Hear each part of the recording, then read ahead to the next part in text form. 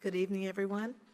It is 6:00 p.m. on Tuesday, October 29th, 2024. I'd like to call the meeting of the Peoria City Council to order. This is a special meeting concerning the budget. I'd also like to welcome everyone that's here in our historic council chambers, as well as our audience listening at WCBU, and also our audience watching on cable channel 22. Madam Clerk, the council mics are open. Please call the roll. Mayor Ali. Present. Councilmember Allen. Present. Councilmember Sear. Here. Councilmember Gordon Young. Present. Councilmember Graham. Here. Councilmember Jackson. Here. Councilmember Kelly. Here. Councilmember Euler. Here. Councilmember Riggenbach. Here. Councilmember Valpula. And Councilmember Vespa. Here. You have a quorum present, Madam Mayor. Great, thank you. Everyone, please join me and stand for a moment of silent prayer, silent reflection, followed by the Pledge of Allegiance.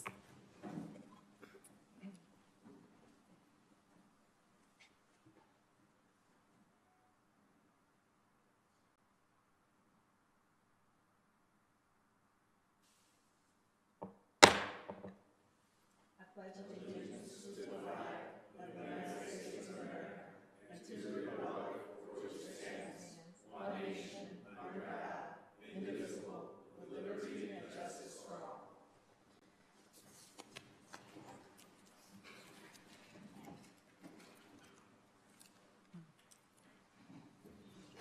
Madam Clerk? We have one public hearing. 24-318 is a truth in taxation hearing regarding the 2024 property tax levy to be held at City Hall, 419 Fulton Street, room 400. Thank you. I'd like to ask for a motion to open the public hearing. Moved by Councilman Sears, seconded by Councilman Valpula. Please cast your ballots.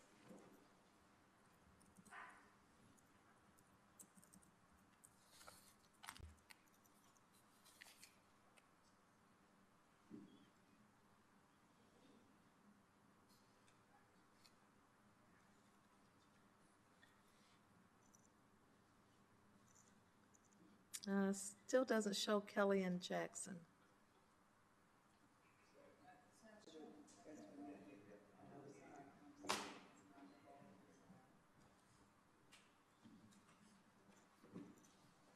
Motion passes unanimously. We're going to open the floor for anyone that would like to speak to the truth in taxation hearing regarding the 2024 property tax levy. And I do have a card from Otto. Is it Meeker? Otto, can you come forth? If I said that name wrong, please correct it. Thank you.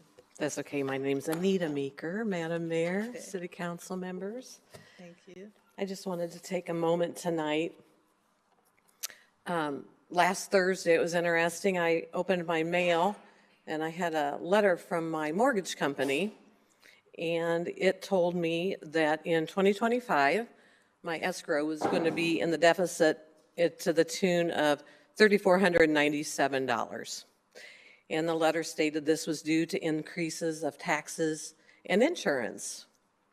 And then on Friday, I happened to see the public notice about tonight and the vote on the tax increase of 7.87% over last year. And as you might imagine, that was like a tipping point for me. I was pretty upset. And when I received the notice of the increase to my mortgage the day before, you know, as a taxpayer, as a homeowner, I had to take a look and say, hey, now where am I going to cut my budget to make up for this $3,500? I'm a single person, single income. I support myself. So I had to make some hard decisions. And how am I going to do that? And it's going to be to cut things I want to do, not things I have to do because I'm obligated to do those things. So I began to make some calls, do the research, make sure I understood what you were voting on tonight. And after speaking to several people, some of you in this room, they mentioned to me, oh, Anita, we have to do this because the assessed valuation on the homes has gone up. The thing that upsets me about that is unless I sell my home, that has no meaning to me today. I realize nothing from my house value increasing, and has it? Absolutely it has. And I'm pleased that Peoria is thriving and doing well, but the taxpayers just can't take another burden. The only way to feel that increase and take advantage of it is for us to sell our property. And I want to stay right here in Peoria. This is my home. My son actually asked me today, he said, Mom, are you going to sell your home and move? And I said, I don't want to move. I love Peoria. This is my home. Currently, my property tax alone without my house payment is already over $600 a month. And I live in a very modest home over by Keller School. It's nothing fancy, but I love my home. My Ameren rates have skyrocketed, as has many of my friends. Like, we are feeling the crunch and the burden. If we go out to eat in Peoria now and try to support our businesses, the food tax at a restaurant now is 12%. I can remember not too long ago it was 7%. I could go on and on. I know you guys have families. You have children and grandchildren that you're trying to support. So you are feeling the pinch too. And really tonight, I just came to say, I just implore that this council would take a look at their budget, see if there's any fat that they can trim, instead of asking the taxpayers of this city to continue to fill in gaps when money is needed. Higher taxes just cause a hardship on the hardworking people of Peoria, Illinois. So thank you for your time. I really appreciate it. You're welcome. Ms. Anita Meeker. Yes. You're welcome. Is there anyone else that would like to speak to the Truth in Taxation hearing regarding the 2024 property tax levy?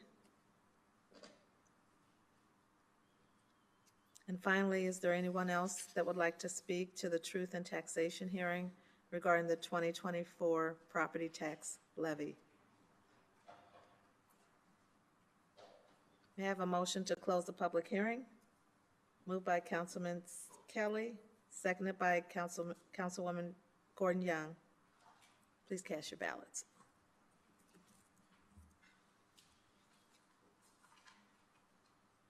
Motion passes unanimously. Madam Clerk? We have one town item for tonight. Okay, we have Attorney Regling Schaefer. Is that speaker working? Okay, great. Yes, thank you, Madam Chair, as we're here on the town side. Yes, both the Local Government Officer Compensation Act and the Township Code require the Township Board to pass the annual, 4-year salaries of the township officials at least 180 days before those terms of office begin. So in front of you, in addition to my memo, is a revised ordinance that breaks down the proposed salaries for the Office of Township Supervisor, Assessor, Clerk, Chair, and Trustees, and then also the Collector. The change that you have in front of you is a revision of the Collector's salary down to 0 for an annual salary. Now, that is a unique change, but between the intergovernmental agreement with Peoria County for Collector services and that individual's dual role as the City Treasurer, it's, it's not that outlandish. I would say as well that the reason why we weren't able to do that, you may recall then Collector Morris seeking to reduce that salary, is that we were in the middle of his term. And so that's those same statutes I talked about do not allow for an increase or a decrease during those terms as they are actively running. So that's why this is the opportunity to address that longstanding concern, and that's the ordinance in front of you tonight. Thank you. Thank you. Questions for Attorney Regling Schaefer? Okay. Trustee Riggenbach? Thank you, Madam Mayor. I just wanted to thank the Supervisor's Office for putting this forward, and the Attorney's Office, that I think it's important for the citizens to know that these are the same salaries, that they're being frozen. There's no increase in these salaries. So with that, I would move for the approval. Okay. Is there a second? Seconded by Trustee Kelly.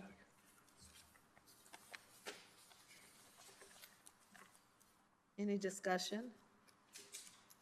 Cast your ballots. Motion passes unanimously. Madam Clerk? We're at the city portion of the agenda. 24-320 is a communication from the city manager and corporation council with a request for the following. A, adopt an ordinance setting the compensation for the offices of mayor, district council members, and at-large council members of the city of Peoria, Illinois. And B, adopt an ordinance setting the compensation for the offices of city clerk and treasurer of the city of Peoria, Illinois. Okay. Corporation Counsel. Thank you, Madam Mayor. I won't repeat what Attorney Bradley and Schaefer just said about the requirements, because I think we all know we have to do this 6 months before your term in office. The slight difference you'll see in this compared to what you see in the township office is we're making some proposals here that would delay an increase for our council members that will take office in 2025, so that the salaries attached to those offices will then become consistent with our at-large council members and our district council members in 2 years. We're also making some corrections to make sure we equalize the clerk and the treasurer's salary, and then you'll see that there is a 2% increase for them, as well as a delay in any increase for any other office. So with that, I'll be happy to answer any questions. Okay. So I just want to highlight in here that for the council salaries and the mayor's salaries, the previous 4 years, it was no increase at all. And this calls for 2 more years of no increase, so six years of no increase, yet aligning any increase between the council and the district to get at the same time, basically bringing those together, the mayor's salary, the district, and the at-large all together with the same timing. Is that correct, Counselor? Yes. Okay, thank you. Councilmember Kelly? Thank you, Madam Mayor. Just for clarity, Madam Mayor, what you just said, I thought maybe was a little short. I think that it's been more than, I don't know when the salaries hit where they are now, but I think it was more than 4 years ago. There's some history that is included on page 6. Nope, that's not it. Let's see.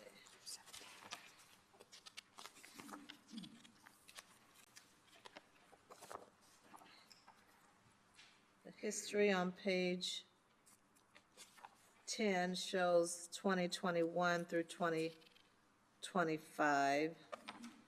That's when it remained the same. And then on page 12 shows the history from 2017 through 2020. Counselor, did you want to comment? Madam Mayor, I just wanted to supplement that. I believe that salary for the at-large councilpersons was actually set in 2015, and so that figure has largely been the same since 2015. Yeah, thank you. That was my understanding as well. So it's been a while. Yes, Thank you, Madam Mayor. you're very welcome. Councilmember Euler? Thank you, Madam Chairwoman. Looking at this table on the page 12 here, it's proposing 2% increases in 27 and 28 for the mayor and the council. Am I understanding that correctly?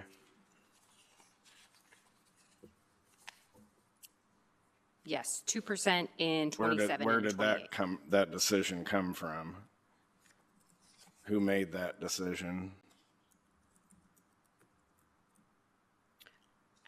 I wasn't part of those discussions, so I apologize that I don't have the best information with you. It would not be abnormal, though, if you look around at other compensation ordinances to see an increase set somewhat consistent with what a COLA would be. So that number doesn't necessarily jump out to me as being abnormal. I apologize, I just don't have the backstory of how they actually landed on that 2%. Well, I'm not objecting to the fact of whether or not it's normal or abnormal, but we've had a pretty long-standing position since I've been here that we have not changed it, and so I would object to any increases for the mayor or the council in these future years. And so if the motion is to approve this as outlined, I would be a no. Okay.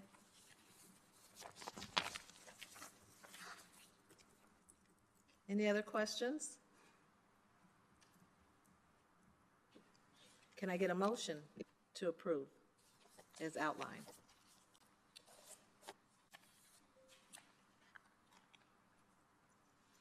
Oh, moved by Councilmember Allen, seconded by Councilmember Gordon Young. Further discussion, Councilmember Graham?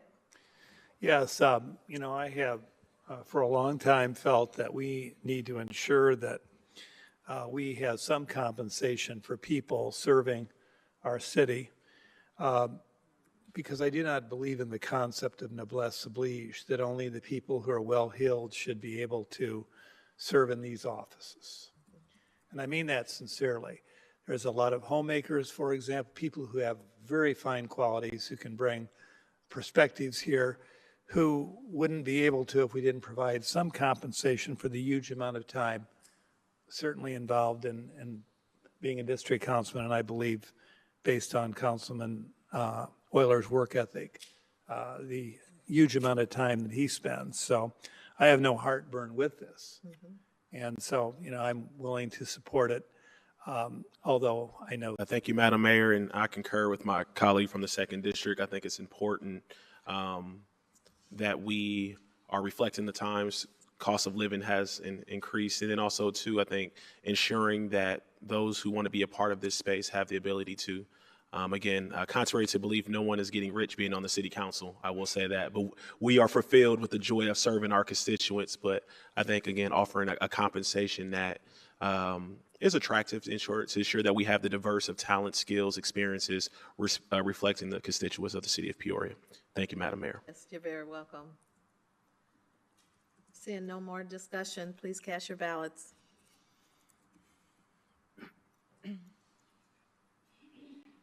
Motion passes with 3 nays, Euler, Seer, and Riggenbach. Madam Clerk? We need a motion on item B.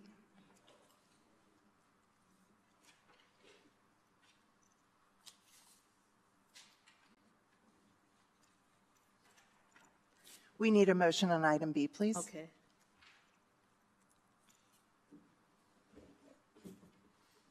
Can I get a motion, please?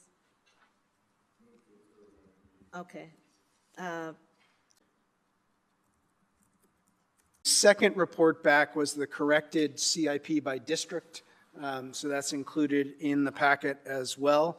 The third report back pertains to the SEPTED program, the clearing of lots, and kind of a status report. And maybe if I could ask Director Doolin to just come forward and just give a quick update on where those lots have occurred, where the lot clearing has taken place, and where we have left to do.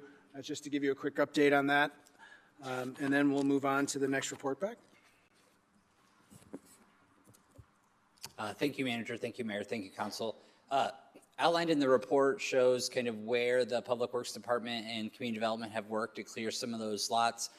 The process started, as you remember, about 8 months ago when we identified with the Police Department where the various hotspots were. There's one down on the south end, one in the North Valley, one in the East Bluff, one in the Center Bluff, and then one over in the West Bluff area based on the property crime data that existed in those areas. In addition to lot clearing, in the last report backs talked about the alley and porch light program that is going. So far on that program, we've had about 240 households sign up. So we'll continue to work through next year clearing the lots. I think the question that came up was if some of that budget got cut, where would that money come from? The reality is with the vacant lots identified in those areas, we probably won't be able to get through them all, even with the amount of money we have funded. But I did identify a few areas that we feel like if the money was reduced, where those would come from, and I think that was included in the report. Yeah. So moving on to the next report back, which is the Western Avenue Greenway. I had an opportunity to have a correspondence with Dan Callahan of the Western Avenue Greenway project. There's some history that's included in the report back that talks about when they got started back in 1986. They identified if they received a $50,000 grant, what would they put that money towards? There were about $32,000 of capital projects that they identified, and then they would set up a stabilization fund for the Greenway with the remaining $18,000. They spend roughly $9,000 to $10,000 a year as their budget, so that's ultimately what they're spending on an annualized basis. So the stabilization fund would keep them afloat for a couple of years if that were the case, if they weren't able to fundraise. And then, in addition, we included some report back from the Public Works Department on the amount of in-kind contributions that we've given, which is totals annually about $11,000 to $11,500 a year for mulch and cleanup activities, tree planting and removal, those kind of costs. And then lastly, we did reach out to IDOT about the Western Avenue project. They are in the process. It's in the state's 5-year multi-year plan in order to improve Western Avenue and reconstruct that stretch, looking at some ADA improvements, some sidewalk improvements, and some utility relocations, but they have no timeline yet on when that project is going to start. So I don't have any good news to report there about when that would happen, but it is funded.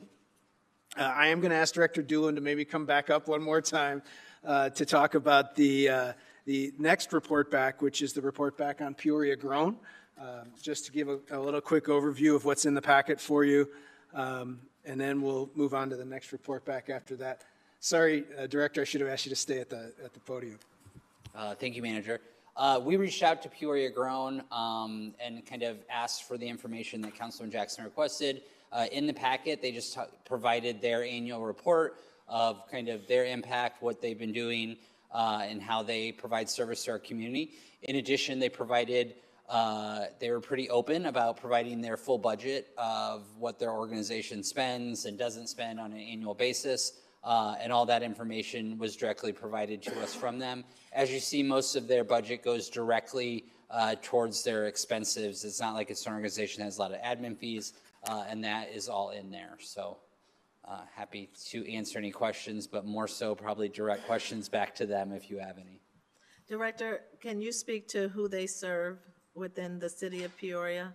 I believe it's a lot highlighted in their impact report. Their main area, a lot has been down they have a kind of weekend office in Treewind Park, the Park District building. Specifically, I know have worked out where they can take the SNAP benefits. They get pretty good deals on produce from some of the contracts they have with local vendors. So it's very reduced produce to a lot of our low-income residents who don't have close access to produce and fresh foods. Okay, so primarily South Side, or do they serve any residents on the near North Valley or other? I don't have it in front of me. Mm-hmm.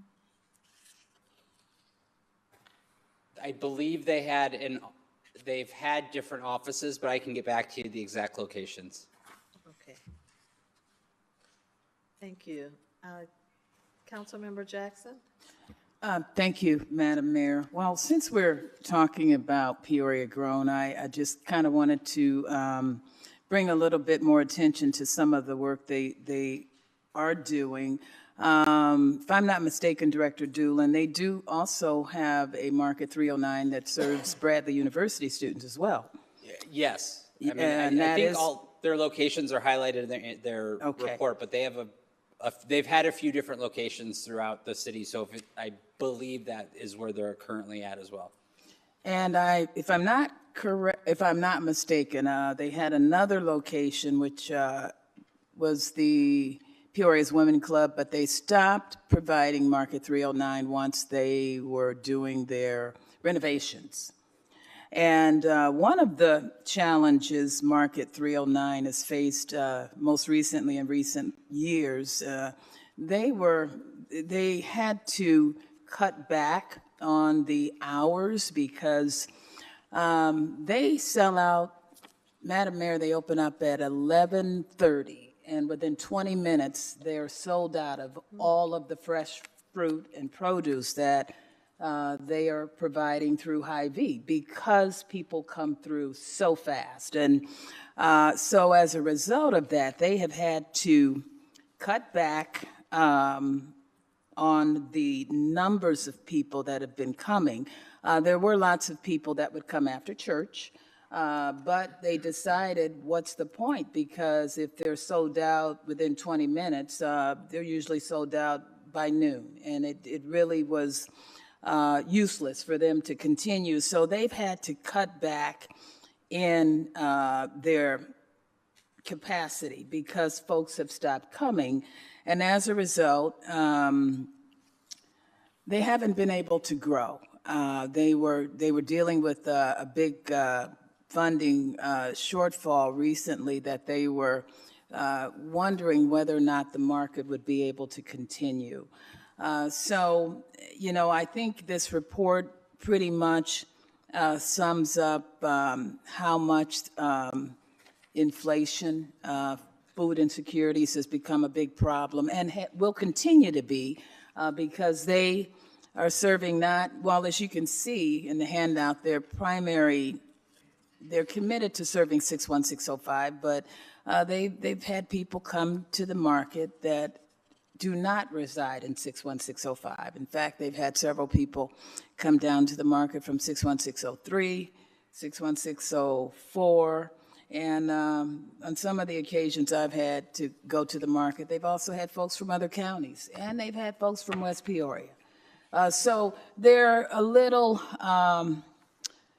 you know, they're hindered in their efforts to provide enough food because they've been able to get grants, but some of the grants have been earmarked for equipment and not food. And their goal had been to have the market open 3, maybe 4 days a week at different locations, but because of their lack of ability to purchase enough fresh fruits and vegetables, they're not able to do it, and they've had to cut back to just being open once a month.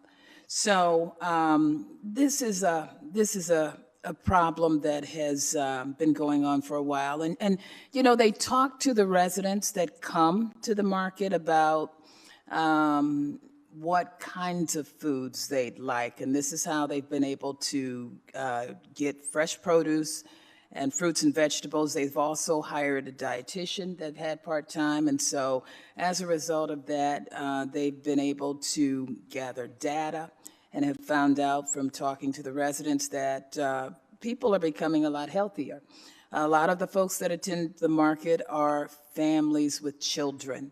And these are low-income families. And so their overall goal had been to create sort of a wellness hub.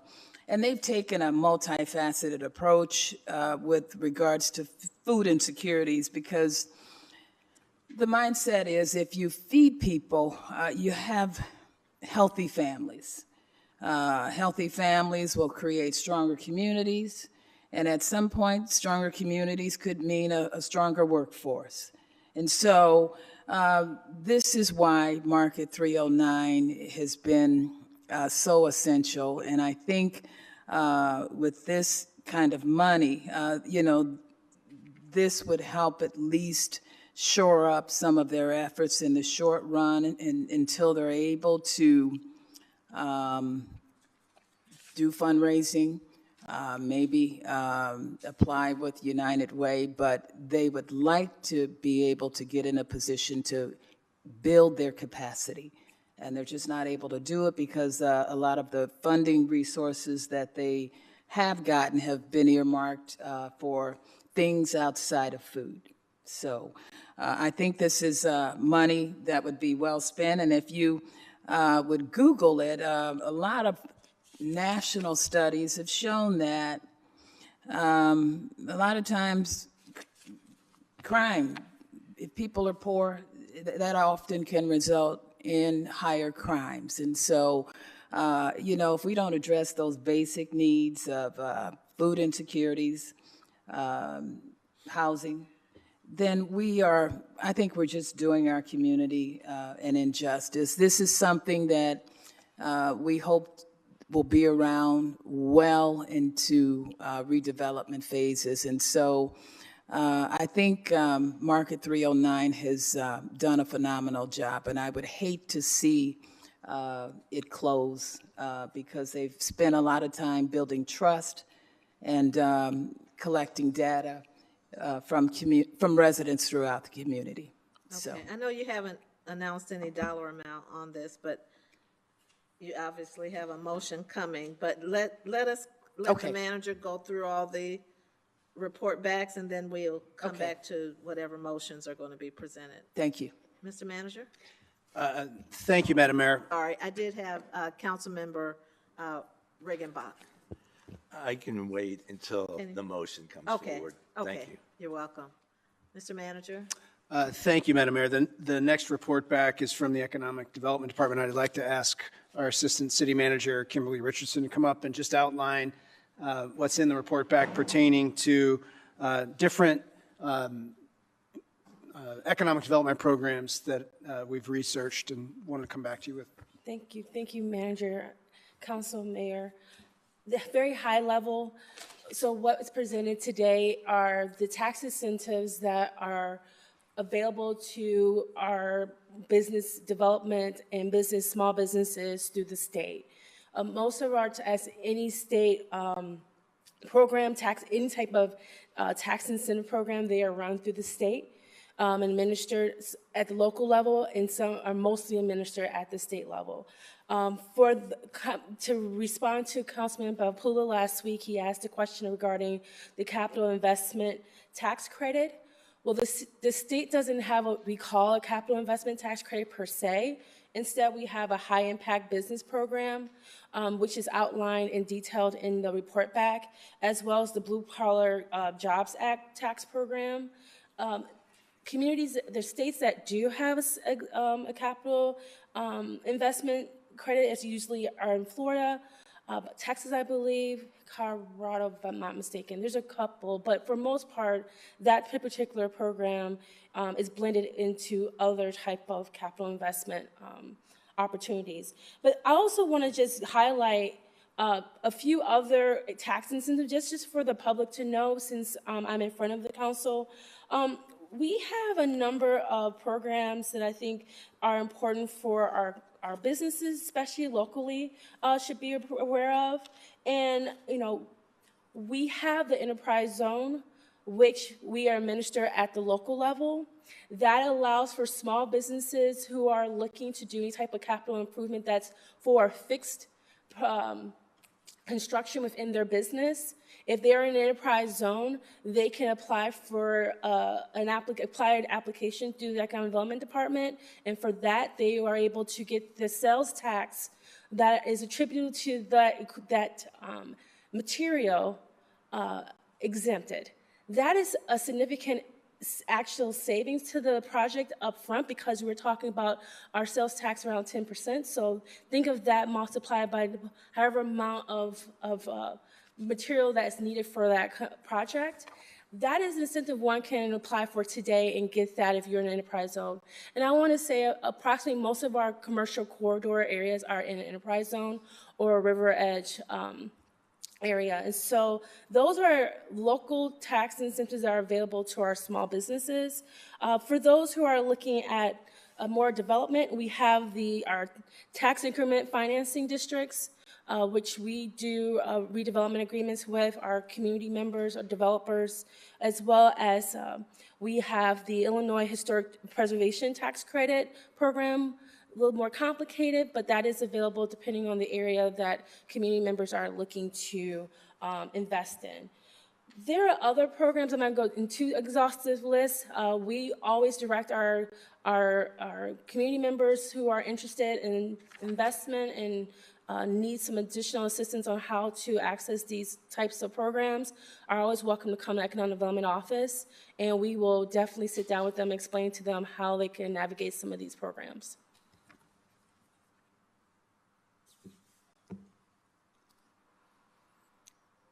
Mr. Manager? Thank you, Mayor. I'm sorry. Councilmember Belpula. Thank you, Madam Mayor. I really like the comprehensive report that you have provided and the number of opportunities that the new businesses that can avail in Peoria. And I think if any of these businesses qualify to the criteria that is mentioned, anybody can avail these opportunities. I like that. I have couple questions. So as usual, the first question is, majority of the things that are reported here are from the state of Illinois. And I had a very brief discussion with the city manager, and he said we actually actively doing that historic preservation tax credit program as well as the Illinois opportunity zones. So my question is, so since we have so many of these opportunities, do you think we can tailor it to any of these local businesses? I know there is no crystal ball for that, but what are your thoughts on that? Actually, it's interesting that you say that. I think spurred from our conversation that we had last week with council and also with additional discussions with just community members, awareness of these programs is the first thing. And so we in the Economic Development Department are looking to tell our story a little bit more effectively to the everyday person who may not be a developer or are used to these types of programs and how to navigate them. Because most of the time when we're talking to someone, they already know what their project is, they're working through that, they're looking for gap financing and coming to the city. There are a lot of number of community members that we recognize just through our granting programs that have no clue. And when we talk about enterprise zone, we're talking over their heads. They don't know what these terminologies mean. So what we are working through is creating more understandable language documents that can direct people to how to facilitate those conversations with us. But more importantly, that they can share out and that you all are able to help and assist in sharing out so that it's even digestible for you. You don't have to be in this space every day to know what we're talking about.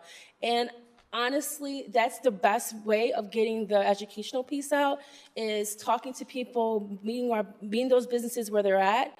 But in addition to that is working with our community partnerships that we have with our local minority businesses, small businesses center, the chamber, distillery labs, I can keep going on, and just making sure we're making our materials available to them as well so that they have that ready for those individuals who may not yet know how to navigate the city's processes. Thank you. I have one more small, it's more like a clarification question. So since all the grant funding will be sunsetted because we don't have more money going forward, what are your thoughts on low interest loans, as mentioned in the DCEO website, small businesses loans or micro loans? I know we stopped it a while back, but do you have any thoughts of reinstating that? Actually, yes. And how do we do it? How do we administer it? That's the piece that we're looking for. So we have currently our EDA loan program. We have two loan programs, but one loan program, We would need to rewrite the program guidelines and get it submitted to EDA for us to make it more of a micro loan program, because right now it really is not the way that the program language is written and approved by the EDA. It's really for more development and businesses that are employ more than 100 employees. And so we would have to rewrite that program and get their approval, but then we have to say who's going to help us administer it. We used to administer it in-house. We had a staff person as part of their job do that.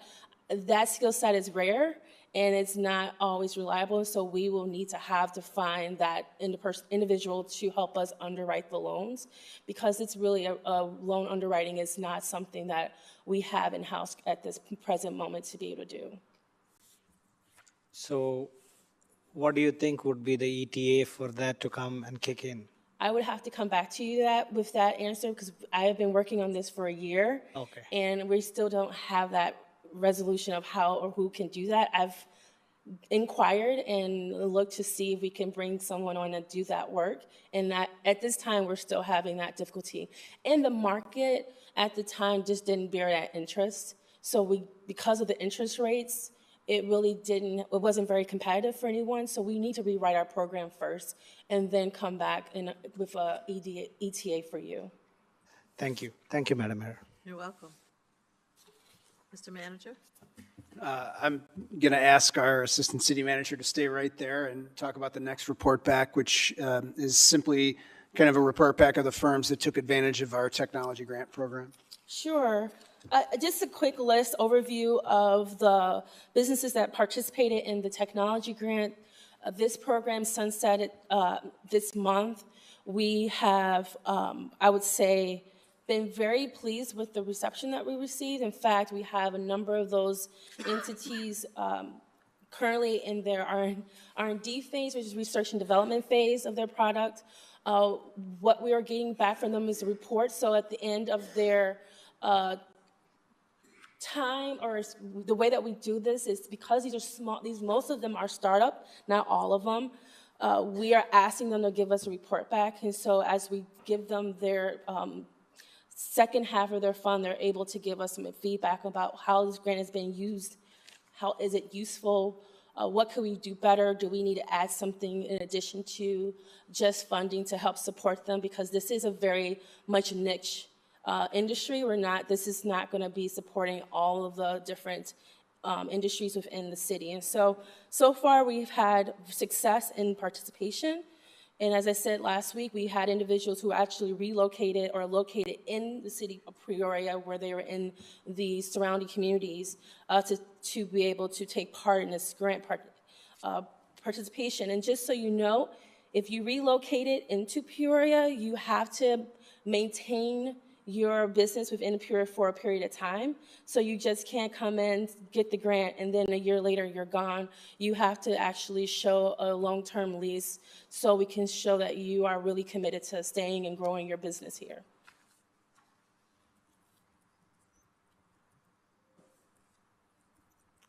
Okay. Thank you. I'm pretty impressed with this grant. I really like the way the grant shaped up. I really like the way the message was outside. Even if you get $1,000 for a startup, it's a big amount. And then bringing more businesses to the city of Peoria, especially in the tech field, is amazing. And I'm very, very fortunate to know that there are more than a handful of companies that they wanted to, make Peoria their destination, and several companies wanted to come and start their business in Peoria. I'm very thankful for the council as well as the city manager and Kimberly for drafting this, and this is one of its kind. Thank you, Madam Mayor. You should be proud of this initiative and what it's produced to date. Thank you. Thank Yeah, you I for your am. leadership. Thank you, ma'am. Welcome. Mr. Manager? Thank you, Madam Mayor. The next report back was at the request. Councilmember Seer? Thank you, Madam Mayor. Just a couple questions. Number one, when did we start investing the money? I mean, we got about $177,000 invested in this program. And when will be your first report back? What's the timeline for your first report back? We don't have a timeline for a report back to council, so we will have to create one. Not for the council, for how you're doing it with our money. Are you going to check with them 6 months, a year? When will be the first time? So we actually, excuse me, I apologize. So they get installments. So for a number of them, they have, so it's in that second installment, before they get their second installment. So for the majority of them, they've already gone through because the program has been in place for over a year. And so for a number of those businesses, they've already met that second installment. So are you excited of any of these companies in particular as far as their growth or how well they're doing? Yes, actually, there's been a few companies that we've gone on site and they've invited us actually come on site to see their demo of their product. What's interesting is that they're kind of unseen because a number of them are in R&D, so they're in research and development. They're not yet at that stage where they're mass producing their product or they have a large clientele, so they're in office spaces, but you see their product and they're demonstrating them. And just to hear the clients that they are beginning to bring on board to help with that scaling up is amazing. If you go to Distillery Lab, you have a few of those prototypes in there that are beneficiaries of the program. One thing that's interesting enough is that our concern isn't the startups more so, it's the people who have been here who are growing quietly in spaces that they're outgrowing. And how do we we have to figure out graduation spaces for those particular businesses to be able to move to so they don't move out of Peoria once they have scaled up and their products are finding a retail market for it. We're beginning to see that as something as the next challenge is how do we create graduation space to support growth in these areas that currently are maxing out in the smaller incubator spaces that they're in currently. Thank you very much. Thank you, Madam Mayor. You're welcome. Councilmember Valpula. Thank you, Madam Mayor. Just a point I wanted to make here is I visited Distillery Labs, and it's phenomenal. Basically, whenever you go to an incubation center, nobody believes that you have such bandwidth in Distillery Labs.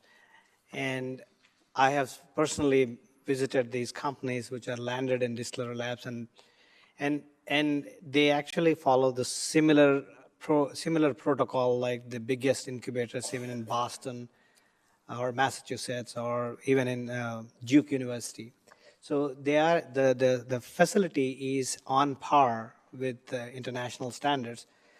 And I'm very impressed with the way this money has catalyzed businesses to move in, and maybe they will grandfather it somewhere, sometime very soon. And we wanted to make sure that those companies don't leave Peoria but stay back in Peoria.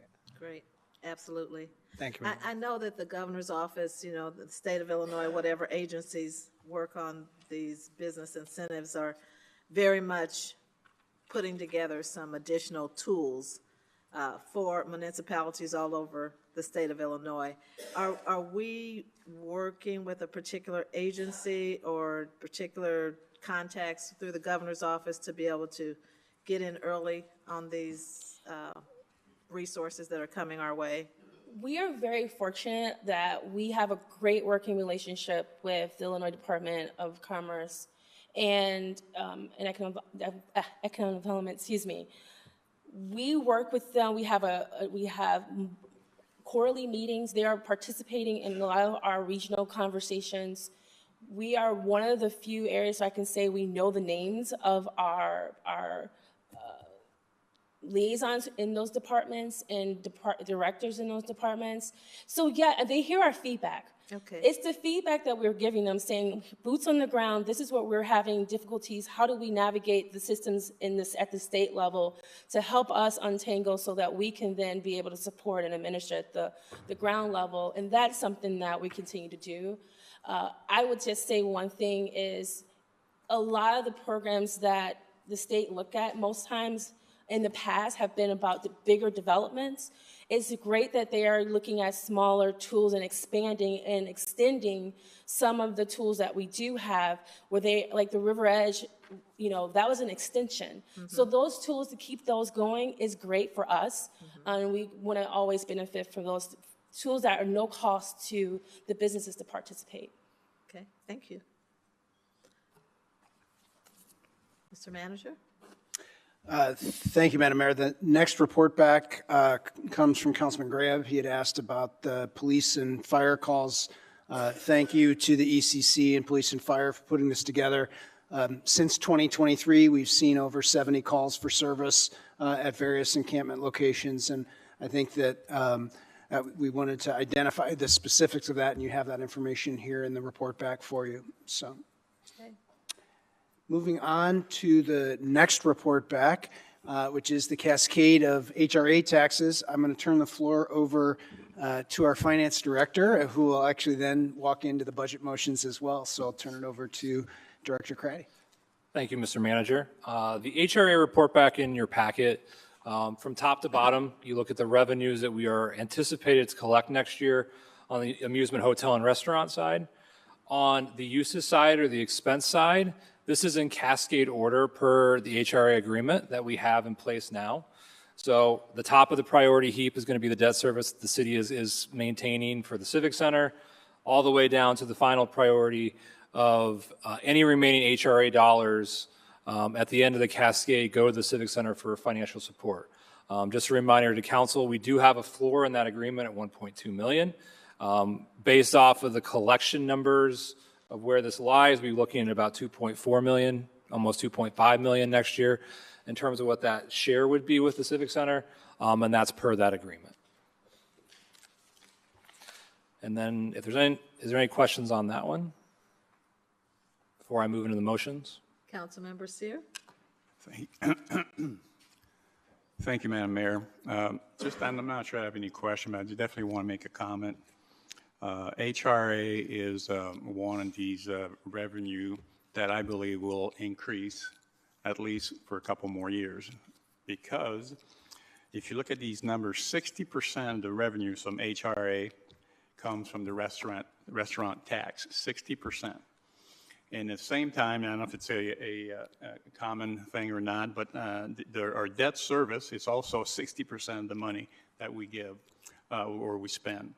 So I want to make sure people understand that next year, okay, the minimum wages in the state of Illinois are going up, which means that restaurant will probably have to increase their prices again next year, which means that our revenue should go up. I truly believe that, which means that we need to support our restaurant, our local restaurant, as best as we can. We all know the prices are going up. We all have seen closing, a lot of closings in Peoria restaurant. A lot of restaurants closed because some just cannot afford where the minimum wages are going. And also, I just want to give a kudos to our restaurant. And that's why we need to support them in Peoria. Okay, COVID-19 was shut down the city, shut down the state, shut down the country. And the restaurant came back ASAP as soon as they could. And that enabled us, the city, to pay our debt, okay, on the Civic Center. It's important that we understand that. I mean, while our restaurants in Peoria carried a big burden while the city was shut down, okay, but because they opened as soon as they could, and they paid, obviously they did some business and they were paid the taxes that those revenues were able to pay our debt for the city. So kudos to the restaurant. Thank you for the report, Mr. Craddy. Thank you, Madam Mayor. You're welcome. The last report back in your packet was the motions that we received from council members. The first motion would be to amend the 2025 revised budget to provide $50,000 of funding to the Western Avenue Greenway and decrease the vacant lot clearing project by $50,000. That was from Councilwoman Jackson. We have a motion to amend the 2025 revised budget to provide $50,000 of funding to Peoria Grown and decrease the vacant lot clearing project by $50,000. That was also a request from Councilwoman Jackson. We have a motion to amend the 2025 revised budget to reduce homelessness funding by $76,000 due to an additional payment of $76,000 in 2024 of ARPA funds. So this is an additional payment that is going to the county for their administrative costs associated with some of the programs they administered for the city. So we have to reduce the amount we're rolling over to next year by that $76,000 because we obviously are not going to spend more than those dollars. So that does reduce the amount for homelessness funding. That is in the packet. There isn't an updated spreadsheet related to anticipated uses of ARPA. So that would reduce that homelessness number to $866,269. And then the last motion is a motion from Councilman Allen, a motion to move the Teton University traffic light project budgeted at $500,000 from the out years to the future to the 2026 budget. So that does not necessarily have an impact on the financials of this budget, but that is a motion that Councilman Allen has brought forward. The individual motions are in the packet. What I would draw the attention to council is the last page, which is page 48. That is the net effect of these motions.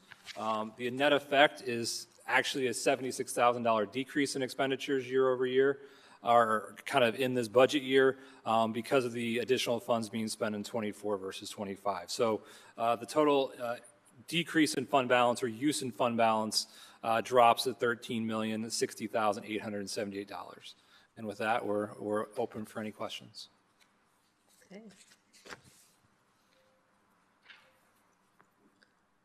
Councilmember Allen.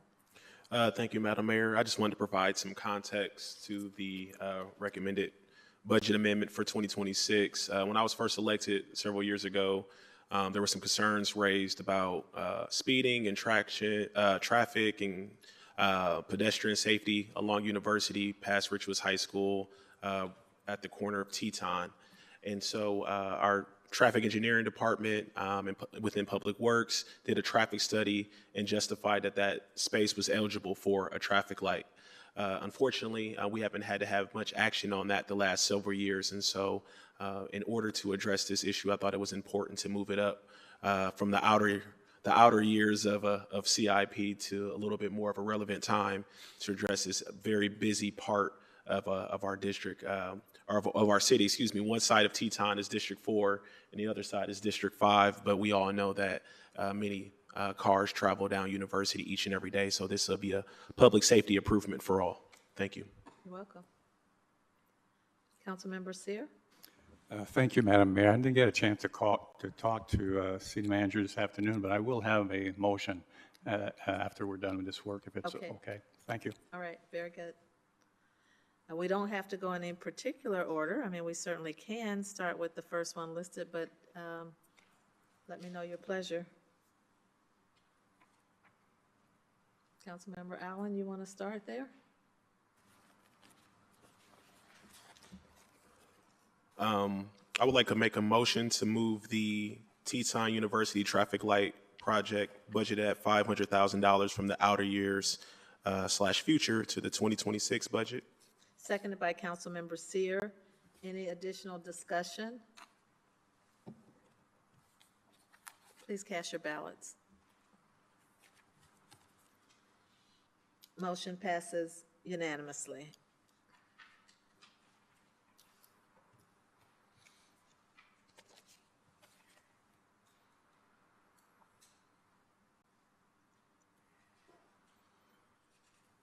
The motion on the, Mr. Manager, the motion on the reducing the homelessness fund didn't come from anybody in particular other than staff, right? This came from, as we finalized the audit work, as Director Craddy said, with the county over the Cure Violence program, there was $76,000 that needed to be paid to them that we didn't anticipate. So this will close all of that out. It's a payment for that.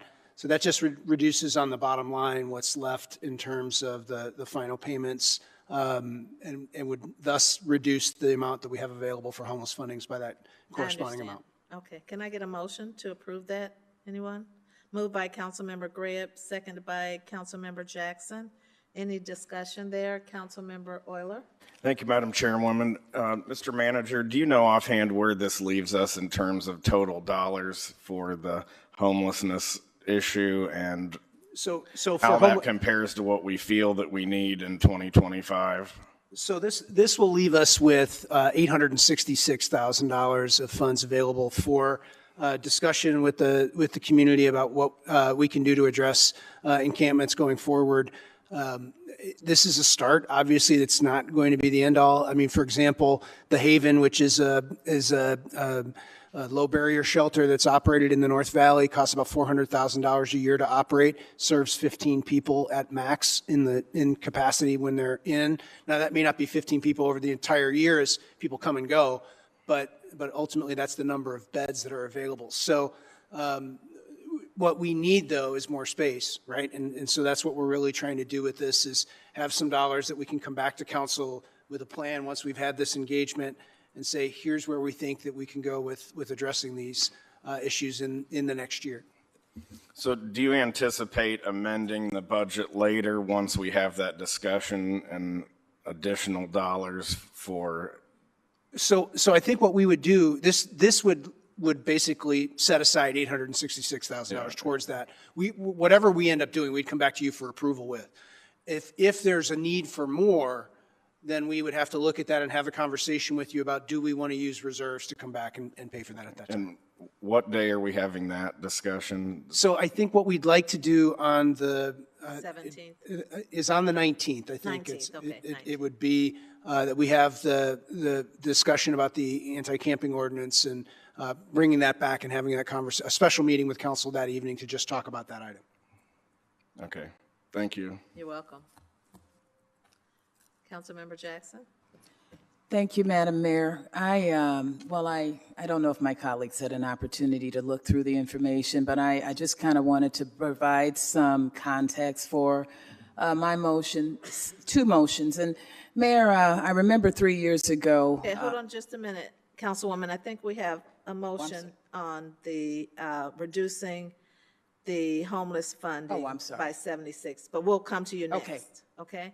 So we do have a motion on the floor and a second for the item to amend the 2025 revised budget to reduce homelessness funding by $76,000 due to an additional payment of $76,000 in 2024 of ARPA funds that will go to the Health Department.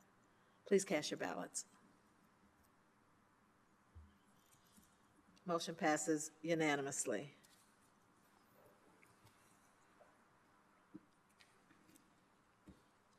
Councilmember Jackson? Thank you, Madam Mayor. As I was saying, I just kind of wanted to provide some context for my motion, two motions. Mayor, 3 years ago, shortly after I got elected, I remember we had one of my concerns running for council was about the issue of safety. We had so many areas in and around my neighborhood, South Side, and other areas where we had seen so many homes torn down, and it was just dark at night. And I reached out to you and the city staff about the alley lighting program, and we had discussion on Zoom with Ameren and several officials. And since that time, I'm happy to hear tonight from Director Doolin about the efforts that have been put forth by the city since that time. And we've seen, I think he said, 240 households that had requested alley lighting, which has all been, I think, conducive to reducing crime and other issues that we have seen in and around the city. I certainly feel a lot safer now in many areas that I've driven around at night and have not, alleys are lit up, older people living in homes with detached garages have called me and thanked the city for installing alley lights. They've had to go out at night or get, come home and retrieve their garbage receptacles. So I think the city has done a wonderful job towards safety in that respect.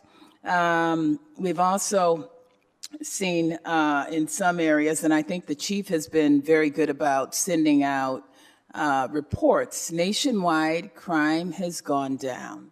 The city council has been in a position to approve several programs as a result of grants the police department has obtained.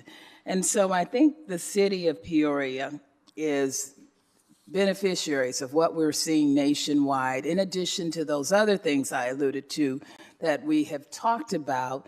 And I at least feel confident that crime will continue based on some of the things that changes we've seen in the police department with the improved technology, their ability to apprehend suspects, and et cetera, and et cetera. And anybody that has followed crime, you understand it's cyclical. It's fluid. It doesn't always stay in the same areas. And if you talk to folks in some of those areas in and around the Greenway area, the Arbor District. Some of their comments has been, since we've seen the establishment of the Greenway, some of our neighborhoods are thriving. That's not to say that we don't have episodes where there might be peaks, but I feel very confident about it. I just believe that as a city, we need to, this is money that would be well spent. It would ensure the long-term viability of an area. The Greenway, which we've seen, which could have been blight, but 38 years ago, the group had the foresight to establish a Greenway.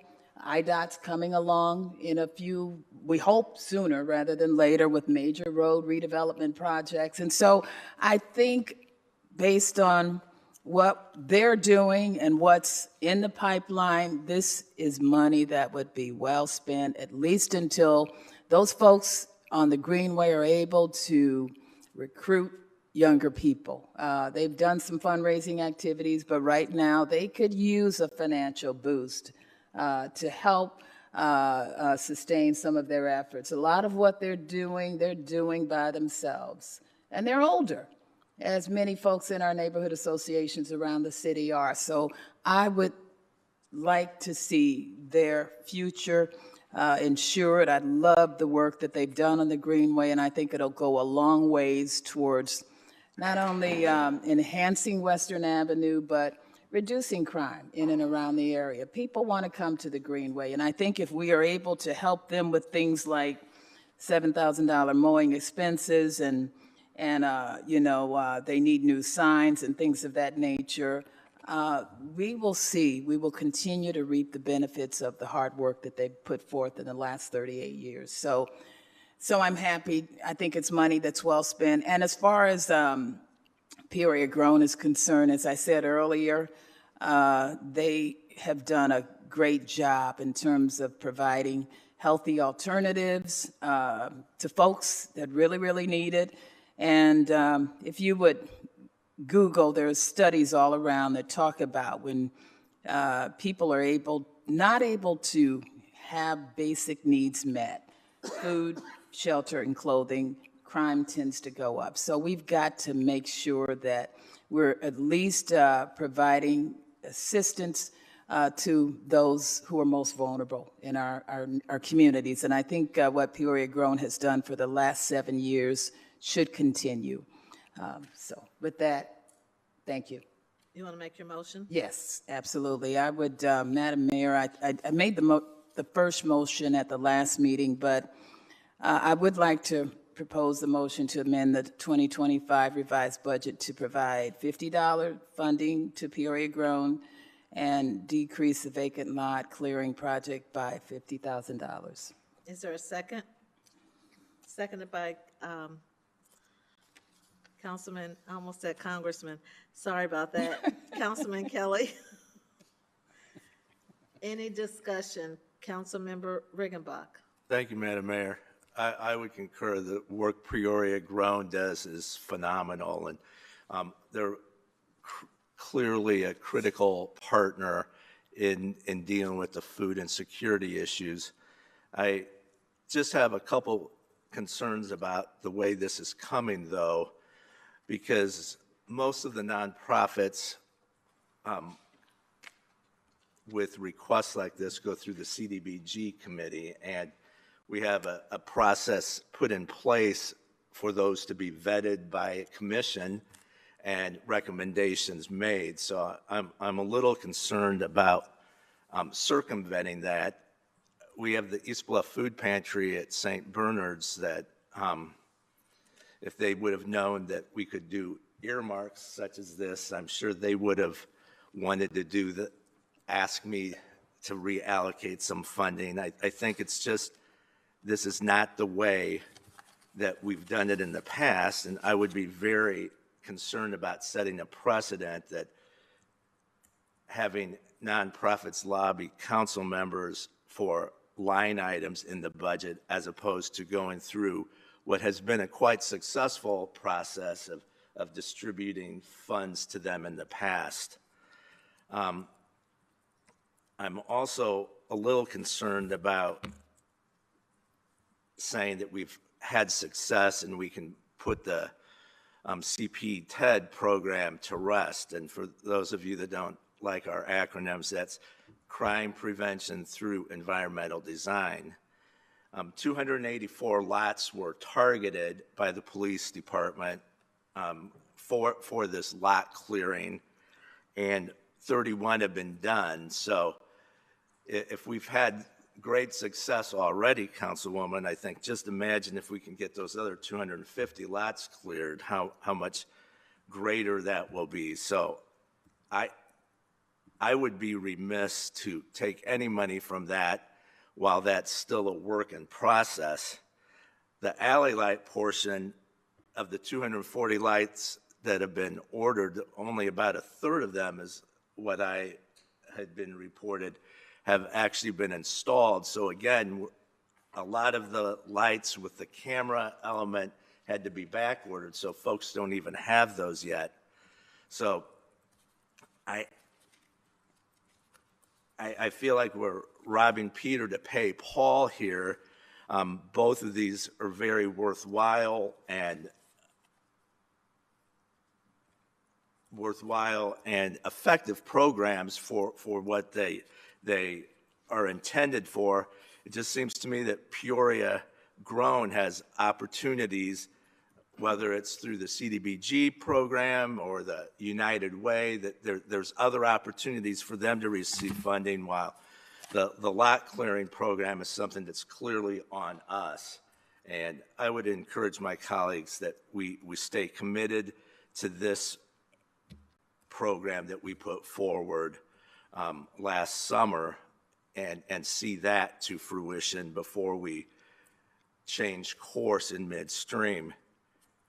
Regarding the Greenway, I mean, if you're willing to swap lots in the first district for the Greenway, I think that could be amenable. But I think the other parts of the city that have been promised that this was going to happen would be concerned. So I know the motion on the floor is for Peoria Grown, and as much as I respect and support their work, I won't be able to support the budget amendment. Okay. Councilmember Vespa? Thank you, Madam Mayor. Yeah, I've been privileged to volunteered with Peoria Grown. Julie and Michelle, I think, they do fantastic work, and we should be giving a shout out to Hy-Vee for providing produce at cost. They drive the truck up. Everyone goes up there and hauls all the food in there. You have people, teaching how to cook, dietitian, like you said, and it sells out pretty quickly. It's expensive to be poor. People with poor diets, processed foods, a lot of salt leads to, diabetes, high blood pressure, more hospital visits. So, poor people get poorer. It does actually, I don't think it's, the solution to crime, but, it's a good thing to help improve the south side of Peoria, where Peoria Grown mainly serves. And yeah, I think it's Bradley and I think Treewin. So yeah, I know that they've been frustrated through the block grant commission. It's not really clear to me why they haven't gotten through yet. But I am confident that they're doing good work that's making a difference on the south side of Peoria. I also very much believe in the environmental design, in that it deters crime. Obviously crime is committed in the dark. Criminals would like to commit crimes in the dark. So lighting up alleyways is important. Clearing shrub is important. For better visibility, people do feel more safe, and that has an impact too. These are all good things. I'm not saying there's a right or wrong here. But, you know, I do know firsthand Peoria Grown is a very worthy organization. And I do understand wanting to have that filter, you know, that extra regulatory step in the process. But for Peoria Grown, I think I am a yes on this. Okay. Thank you, Madam Mayor. You're welcome. Councilmember Gordon Young? Thank you, Madam Mayor. You know, I echo the sentiments of Peoria Grown in terms of what all they have done in this community. I think it's been phenomenal in a short period of time. However, I am concerned about the process, so I have to agree with my colleague Riggenbach in terms of we can't just arbitrarily start delegating or designating funds and skipping a process. I think that sets us up. I think it is unfair, and it doesn't take away from the great work that they've done, but I think we are really creating a problem by going outside of the policy or at least the procedures that we have in place. And so for that reason, it's not that I don't support Peoria Grown because I love what they do, but I cannot support going outside of the process. I have a question then from the manager, since CDBG funding has been brought up. Has that funding allowed for an organization addressing food security to apply for funding? It has, and I think that in this last go-round, the request from Peoria Grown, or the direction back from staff, was that they could fund salaries and not food, and so that's the reason why they ended up not applying, my understanding.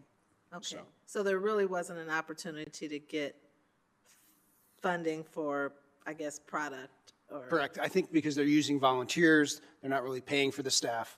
That was the rationale. Okay, thank you. Councilmember Euler? Thank you, Madam Chairwoman. On both of these issues, I would be opposed from the standpoint of reducing vacant lot clearing. I think this problem is going to get bigger, not smaller, as we continue to take on more properties through the land bank and the demolition program.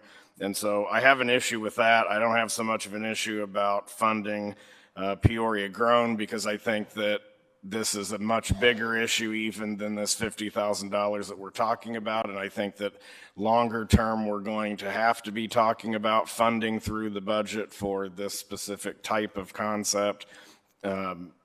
So I'm not opposed to that. If the motion were to just fund Peoria Grown, I would be okay with that part.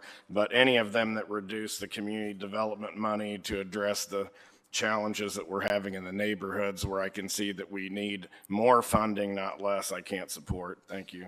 You're welcome. Did you want to speak again, Councilmember Jackson? I just wanted to clarify a comment that was made. Peoria Grown did not approach me, they did not, neither of the groups did. And I will say, Mayor, they did apply, I think a couple of years ago, did some other non-traditional nonprofits for some of the grants that were available but were denied.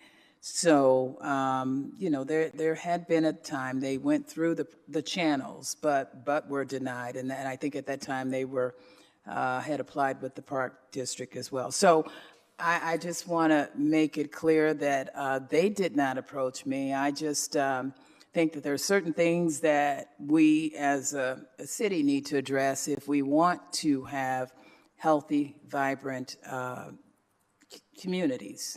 And these are folks that live in these communities. So that was pretty much the whole basis for my motion. So thank you, Madam Mayor. You're welcome. We have a motion on the floor and a second. And before we go there, Councilmember Allen wants to speak. Thank you, Madam Mayor. This is definitely a tough one because Peoria Grown is so impactful. They've been in the gap addressing a huge need in our issue, especially when we talk about the issue of the food deserts that has really plagued areas of our city almost 10 years now, especially with the closing of those 2 Krogers.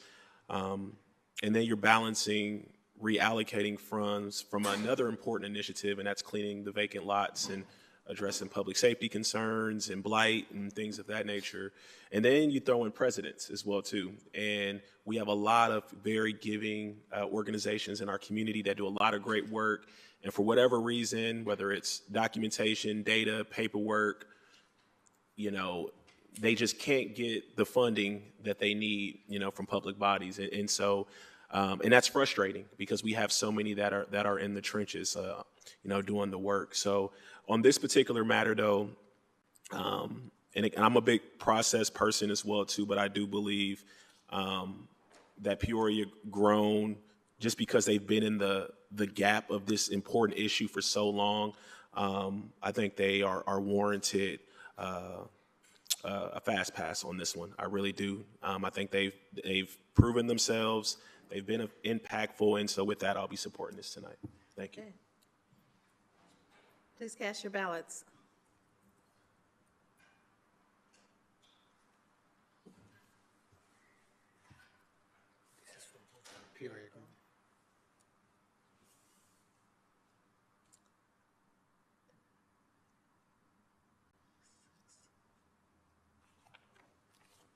Motion passes with 5 noes: Kelly, Riggenbach, Sear, Euler, and Gordon Young.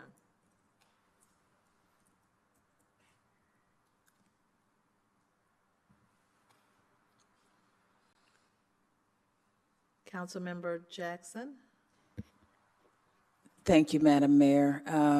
The second motion deals with the Western Avenue Greenway project. And as I was saying, up until about September, the Greenway was experiencing a serious cash crunch. They have done a lot of the manual work themselves with the help of volunteers, and they have not had any capital improvements in their entire existence. And they were able to transform what could have been blight all throughout that portion of Western Avenue.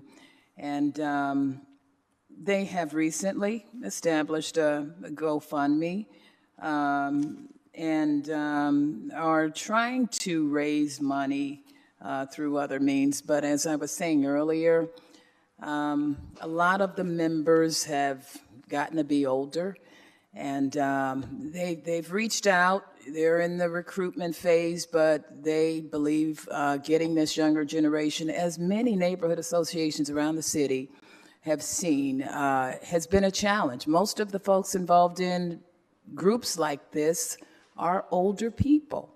And I'm just of the mindset that we ought to find a way to help them preserve this beautiful green space on a major thoroughfare, in a vibrant thoroughfare with businesses. And I believe if we hope to attract more businesses in the future, we've got to find a way to, at least, if not on a regular basis, be able to help groups that are doing work to help beautify and enhance areas, green space, particularly in some of our older neighborhoods. This is a major thoroughfare that takes people to and from the Peoria airport.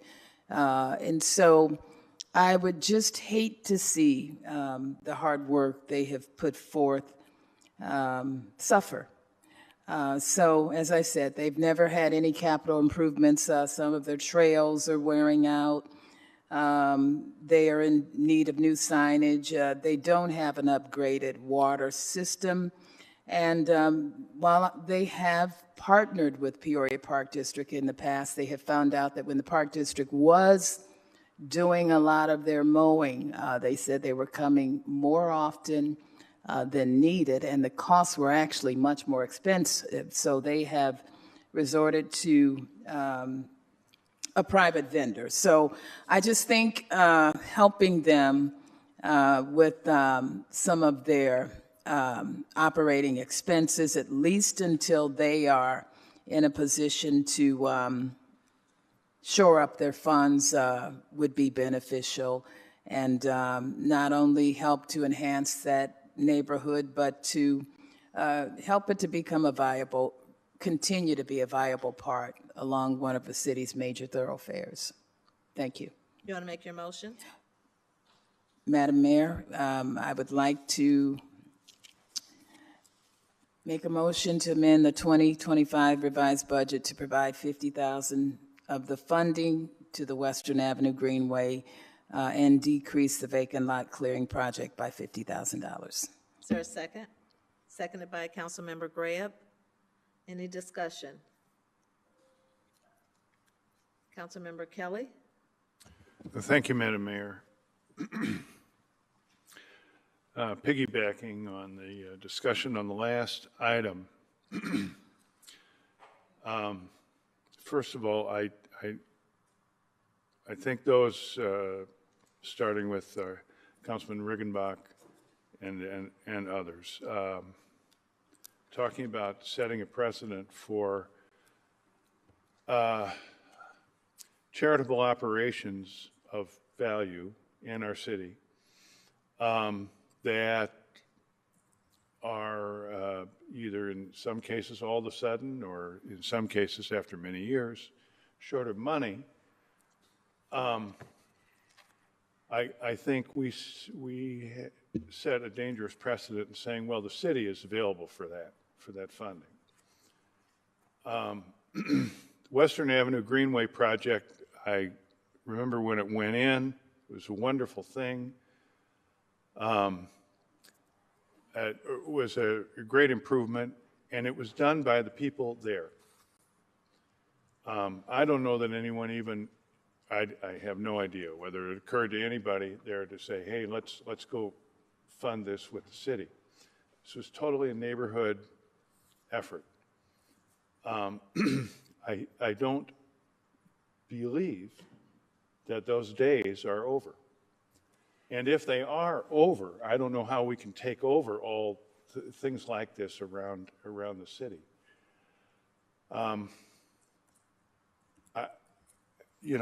This is a wonderful asset, and it's a wonderful neighborhood. And it seems to me that the neighborhood should figure out a way to continue to maintain this asset. And both for that reason and for the reason that anybody who's in trouble comes to the city, that's probably a little extreme, but I will be opposing this. Thank you, Madam Mayor. You're welcome. Councilmember Vespa? Thank you, Madam Mayor. Yeah, I agree. I think this is a wonderful part of our city. I do take sort of a different stance, a different perspective on this because I don't see the nexus between this and public safety or public health like I did with Peoria Grown. I think that certainly helps public health quite a bit, and I think the vacant lot clearing helps public safety. This would be great for the neighborhood. I do think it would, but I do think vacant lot clearing is a little more important. I have to come down on that, so I'll be a no on this, but thank you. Thank you, Madam Mayor. You're welcome. Councilmember Gordon Young? Thank you, Madam Mayor. I just want to basically repeat the same sentiment from earlier. I think we are going down a slippery slope of, funding nonprofits. And I have a nonprofit, and I get it. I totally get it. And many times we're coming out of my pocket, or we're doing what we can, and what we're, we got to be careful that we're not playing favoritism. We got to be careful that we're not neglecting one, for another one, or this neighborhood for another neighborhood. I just think that it's and again, it doesn't mean that this isn't great work or even deserving work, but I think that it is a very dangerous area. so when the next person comes up, and I know nobody asked on this occasion, but when people start asking, how do we handle that? And so again, particularly when we're talking about taking away from a project that is already in the works and definitely is needed, I cannot support this. And again, doesn't mean it's not great work, but I don't want to go down that pattern of supporting things that without a process to it. Thank you, Madam Mayor. You're welcome. Councilmember Graham? Well, I can remember when we had a discussion not too long ago about the Cancer Center coming online, and we had the 3rd District Councilman very correctly and rightfully asking for us to fix the road. And that wasn't exactly in the queue, in anybody's queue, yet we recognize the importance of the OSF as an employer, their cancer center, which houses the proton beam. We also have on Western Avenue, Bradley University, just a stone's throw away, which is a critical key employer. And we are really stretched to the point where it just can't continue the way it's going now. Yes, we do get heroic efforts on the part of the girls softball team recently helping with the clearing of that area, but it's unsustainable. And as my colleague said, this is a major corridor. It's near one of our top employers. Vacant lots, how many vacant lots are we not going to be able to clear, manager, because of this $50,000? 5, 6, where are they? Nobody has ownership on those. This is something we all have ownership. The number of vacant lots would probably, for combined, would be about 10 that we would not be able to do. I think it's been roughly about $10,000 a lot has been roughly what we've been spending. So that would be the impact of what we would see with the last vote and then this vote coming forward. So And some of those lots may also be in District 1. that's correct. Easy for me. Very, very simple. We need to help the Greenway project. They've been limping along for a long time. And if it goes under, guess what? The city's going to have to assume responsibility for it. Park district's unlikely to do much. A lot of organizations have tried to help, but it's just stretched to the point where we owe it to the people who have been working and who cannot continue to do this for a few amorphous lots somewhere. I just don't think that should take priority. And I agreed with my council colleague when we needed money for the street that was all torn up after the cancer center went in. And I think we should make an exception here. Dorothy Sinclair was an at-large council member and ran for mayor, one of the first females to ever run, said Pandora's box has been opened many times. So, but I don't think this is Pandora's box. No.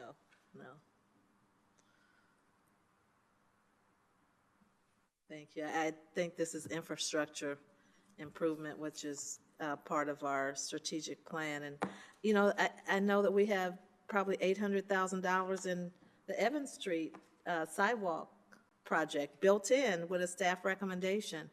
So I think that's, this is a much smaller amount with $50,000 in comparison to that. And I support both projects. I think they're part of the infrastructure. And again, Western is right by Bradley. It is a major thoroughfare, and I just think that this is a small boost to something that is going to provide, or could certainly provide, very positive amenity to that area. Did you want to say something additional? Just Councilwoman Jackson? thank you. A last comment. People say they're concerned about setting a precedent. I remember, I think it was a year or so ago, we had some grants available. And one common concern I heard from a lot of nonprofits was that, why do you always award to the same groups? These other groups, smaller groups don't ever stand a chance. And I'm just concerned, and again, they did not approach me. My whole rationale for this was, thinking we had additional funds when some of the money came back from the House of Hope situation. And so I'm not sure what we're going to tell people, all those other groups out there. And I'm not suggesting that we send a message that the city's got all this money. I'm concerned about the message we're sending to those other non-traditional nonprofits that need some assistance, whether it's an emergency boost or what. What's the message? You can't come to the city of Peoria for assistance because chances are if this particular nonprofit's applying, they're going to get it and not you. And so that's been the criticism in the past. And so while we're saying we don't want to set a precedent by helping in this one-time situation, we're also sending the message to folks that are smaller nonprofits that you don't stand a chance to get support from us. Thank you, Madam Mayor. You're welcome. Any other discussion? We have a motion on the floor and a second. Please cast your ballots.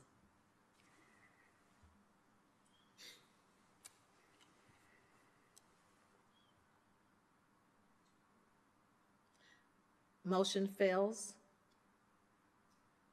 with 5 yeas: Jackson, Graham, Ali, Allen, and Sear.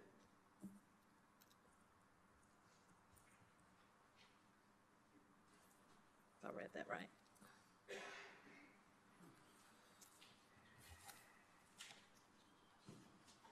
Okay, Councilmember Sear. Thank you, Madam Mayor. Welcome. My desire tonight is try to provide relief to our taxpayer, to Mrs. Meeker that's here tonight, and 47,000 other homes we have right here in Peoria. So I'm going to start with a motion, A and B, Madam Clerk, and see where the discussion goes. I move to keep property tax levy at the same dollar value as last year. That's A. B would be to pay for the $2.5 million that the city manager is asking for from the general fund. That way, we won't miss any payment for pension, for library, or for anything else. So this motion would be funded from the general fund. Thank you, Madam Mayor. You're welcome. That's two motions? One motion, A and B. Okay. Motion A and B voted on separately. What? Yeah, so we'll have to approve, obviously, item A and then item B. Okay, seconded by Councilmember Euler. And we are open for discussion. Councilmember Sear, you want to say more? Yes, ma'am. Okay. So I want to start by explaining a little bit about inflation. Okay, our federal government has printed money for years and years, and every time we print money, we devalue our dollar. And when we devalue our dollar, we create inflation. I think most people in the discussion would agree that is a correct statement. So we have a lot of inflation right now, okay, because we have printed a lot of money to the tune of $35 trillion, okay? So when we understand about inflation, okay, that inflation is really a tax on everybody. You know, I hear all kinds of comments around the horseshoe about the most vulnerable, about people that are in fixed income, okay? And so they're the one being hurt the most, but everybody gets hit by inflation, everybody, okay? Example, and I put 5 or 6 examples, mortgage rates are up right now. Foreclosures and bankruptcies are up right now. Our own stormwater utility bill, that when I start sitting in this chair, you know, we used to get about $8 million in revenue. Now that revenue is up to $16 million. The reason I bring that up, obviously, because most of my phone calls and complaint in the 5th District is about property taxes and stormwater utility fee. After that, talk about inflation. What else went up? All transportation and gasoline is up. Insurance is up. Utilities are up. Groceries are up. And the list goes on and on and on, okay? At this point, okay, the city of Peoria, okay, has never been in such a great financial position. We are, so to speak, flush with money right now. And just to give you some example of that, I talked to you earlier about the HRA taxes, how the revenues are going up every year and why they're going up every year. Director Craddy forgot to put something in the budget a few years ago. It was called interest on our money, where last year we received $8 million in interest, roughly. I'm using round numbers. $8 million. This year in our budget, we have over $6 million interest on our money. Okay, so when we have ways, we're looking at creative ways to look at how we can fund some of the things that are important to us. There is many ways that we can do that, many ways. So with those explanations, I mean, I think it's important when we make changes, everybody always asks, okay, how is it going to be funded? So that's why I decided to break my motion in item A and B. So first of all, if we're having the conversation of is that a good idea or not? And number two, how will we pay for it? Madam Mayor, thank you very much for giving me the opportunity to open the discussion. Do you want to go ahead and proceed with your motion? I made the motion already, yeah. So You've already made. and but my you motion's made made. A and B. Yeah, I correct? made both A and B, and Councilman Orlez, I believe, has supported both of them. Yeah, has seconded both of them. So the motions are on the floor. A and B is on the floor already. Now it's open to discussion. Don't we need to take one at a time? Yes, we need to take one at a time, yes. Okay. Okay. So I made my motion. I don't know if there's any discussion or not. I made the motion. Okay. I guess I'm going to have to ask legal counsel. So he made the motion for A and B, but we have to vote on them separately. So don't we need separate motions? If I understood the motion correctly, if motion A does not pass, then motion B would be moot. There would be no reason to vote on it. So you can have a motion with two separate parts. We'll just have to be thoughtful about making sure if A passes, you will need to vote on B. If A does not pass, you would not need to vote on B. Okay, that's your intention then? Yes, ma'am. Okay. Thank you. Okay. All right. Discussion, Councilmember Graham. What is motion A? Clerk Tar, do you know? I believe the motion is to keep the tax dollar amount the same as last year. However, I don't know what that rate is offhand. Then that would mean we would set the property tax levy at the same place where it was in '24. Correct. No change Correct. into '25. Okay. I would like to speak to it. I think we do have many people in this community who are hurting. Just before I got here at 5 o'clock, I sat down with the Riverfront Business Merchants Association. And they have described in grisly detail the impact on business downtown with the obscenity that we have right now of allowing encampments to continue to destroy the viability of our downtown. Bringing many comments from not only our own merchants, but our own people and people who come from out of town. To me, this is one way of compensating for our malignant neglect, which must stop. Imagine the people who are dependent upon some of our businesses that have been dramatically hurt by this. People who live in your districts, entrepreneurs who live in your district. They're hurting. And we heard that same story, did we not, Councilman Euler, at the downtown advisory group, downtown development group, in addition to the Riverfront Association group. It's just as clear as can be. We're hurting. So if this is an attempt to help keep the tax bite down until we get away from our malignant neglect of our downtown and allowing unconscionable things to happen, then I'm going to support it. And what I like about it too is this city council needs to do more work, creative work, instead of relying entirely upon our administration to bring forth policy. After all, we are the chief policy-making body of the municipal corporation called the City of Peoria. That's not to say that we don't get involved in the administration as well, because we do. There's an overlap.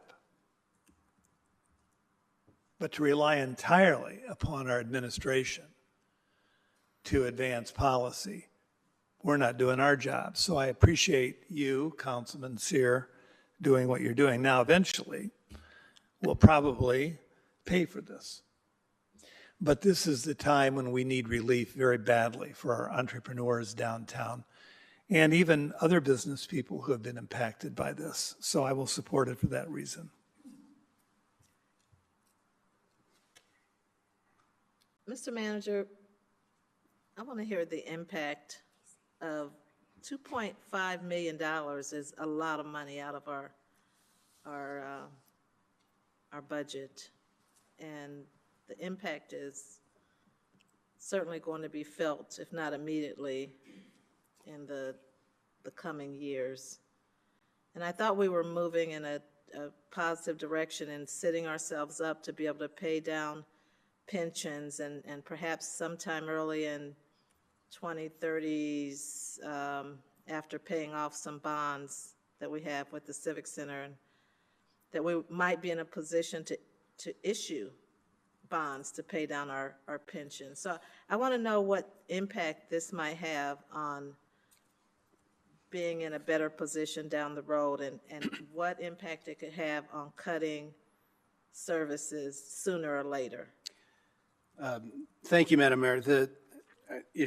In the budget book on page 51, we talk about the future considerations within the book, and we talk about the impact of public safety pension costs. And on page 52, there's a graph that Director Craddy put together that talks about and anticipates where we're going to see pension contributions between 2025 and 2040. And today, in 2025, we're looking at $36.2 million of pension costs, and we anticipate by 2040 that number could be as high as $81.3 million. So that's the growth rate that we're on in terms of making these payments. Now, as I understand Councilman Sear's motion, what his Part B does is say that the general fund will make up the payment difference for all of the funds in terms of the $2.5 million. The amount of the freeze of the property taxes is $2.5 million. So that means that we'll be spending more in reserves down this year. And in a couple of areas that we didn't anticipate, some of this is a cut to the library's levy. So that means we would be providing an additional contribution out of the general fund to the libraries in order to support their operations. It means that we would be putting money from the general fund towards FICA and IMRF, which we didn't anticipate. We did anticipate that there would be general fund transfers out for police and fire pensions because the cost is so great. Back on page 51, property taxes make up only half of where the contributions come from. There's about 28% that comes from personal property replacement tax, and then the other 21% comes from the general fund as other revenues. We're using that to pay public safety pensions. So if we're putting more in, that means that that general fund transfer is going to get bigger. But that also means in the out years, we have less money to support operations in the out years. And And the plan that we put together was let's use the reserves that we have to spend down for that pension growth that we're seeing. And then at some point in time, we know that the debt service for the Civic Center is going to fall off. We'll be able to capture some of that for a period of time and use those dollars to pay pension costs. And then eventually we're going to get to a point where we can issue pension obligation bonds. And then, again, jumping back to page 52, try and take the top of the mountain off where the pension costs are going up so that we can kind of scoop that out and toss that out into the future to reduce our contribution costs over a longer period of time. Because these costs are so great and are growing so great. So if we have to take $2.5 million that we didn't anticipate out of the general fund, that means that the transfers out in 2025 go from $8.3 million to $10.8 million. Okay, and then that just accelerates how soon we will be back at a point where, and this, if you look at the chart on page 53, that's the 5-year projection that Director Craddy put together. And that's where those transfers out go to pay pension costs. And that's where those transfers out go to pay debt service costs that we have. And so if that accelerates, it means we have less money in the general fund to weather other storms and do other things. It's certainly a policy decision for council how you want to handle that, and that's something that is the purview of you as the city council to make that decision. But it will mean that point at which we are not in compliance with our fund balance policies from 2028 likely moves forward into 2027, and it'll be 2027, not 2026, but we'll be close to being right at fund balance policy in 2027. Thank you. Councilmember Riggenbach?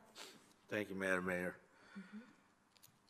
So if I'm understanding the motion correctly, you want to keep the levy the same, which results in a tax cut. And I think it's important that it's clear that the EAV increase of 7.3% is something that we should be celebrating. That's, as I was talking to a colleague today about the pension obligation and how in the world are we ever going to get out of it, and he said we have to grow our tax base. So here we are growing our tax base, and the first thing we're going to do is cut the tax rate. So if I have an obligation at home in my personal budget, I'm going to do everything I can to pay that down sooner than later. The interest and everything just compounds that, and let's not belittle the fact that we're paying $36.2 million this year for public safety pensions. So we are making the yeoman's effort to do that. But it just seems counterintuitive that we would take the opportunity to put another $2.5 million down through EAV growth, which is one of our goals and something that we're striving to see our EAV increase, and then squander that. So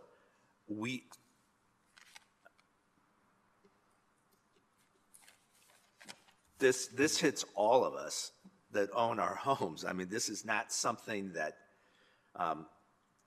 discriminates against a certain population. This is something we're all paying, and we're in this together. So I would not be able to support a tax cut when we have such a tremendous pension obligation that we still have to pay. So thank you, Madam Mayor. You're welcome. Councilmember Vespa? Thank you, Madam Mayor. I agree with Councilman Riggenbach here. I think those were very good remarks. I think this motion, while well-intended, is fiscally irresponsible. We all know, we've all seen these graphs, how much how much in obligations we have over the next decade plus.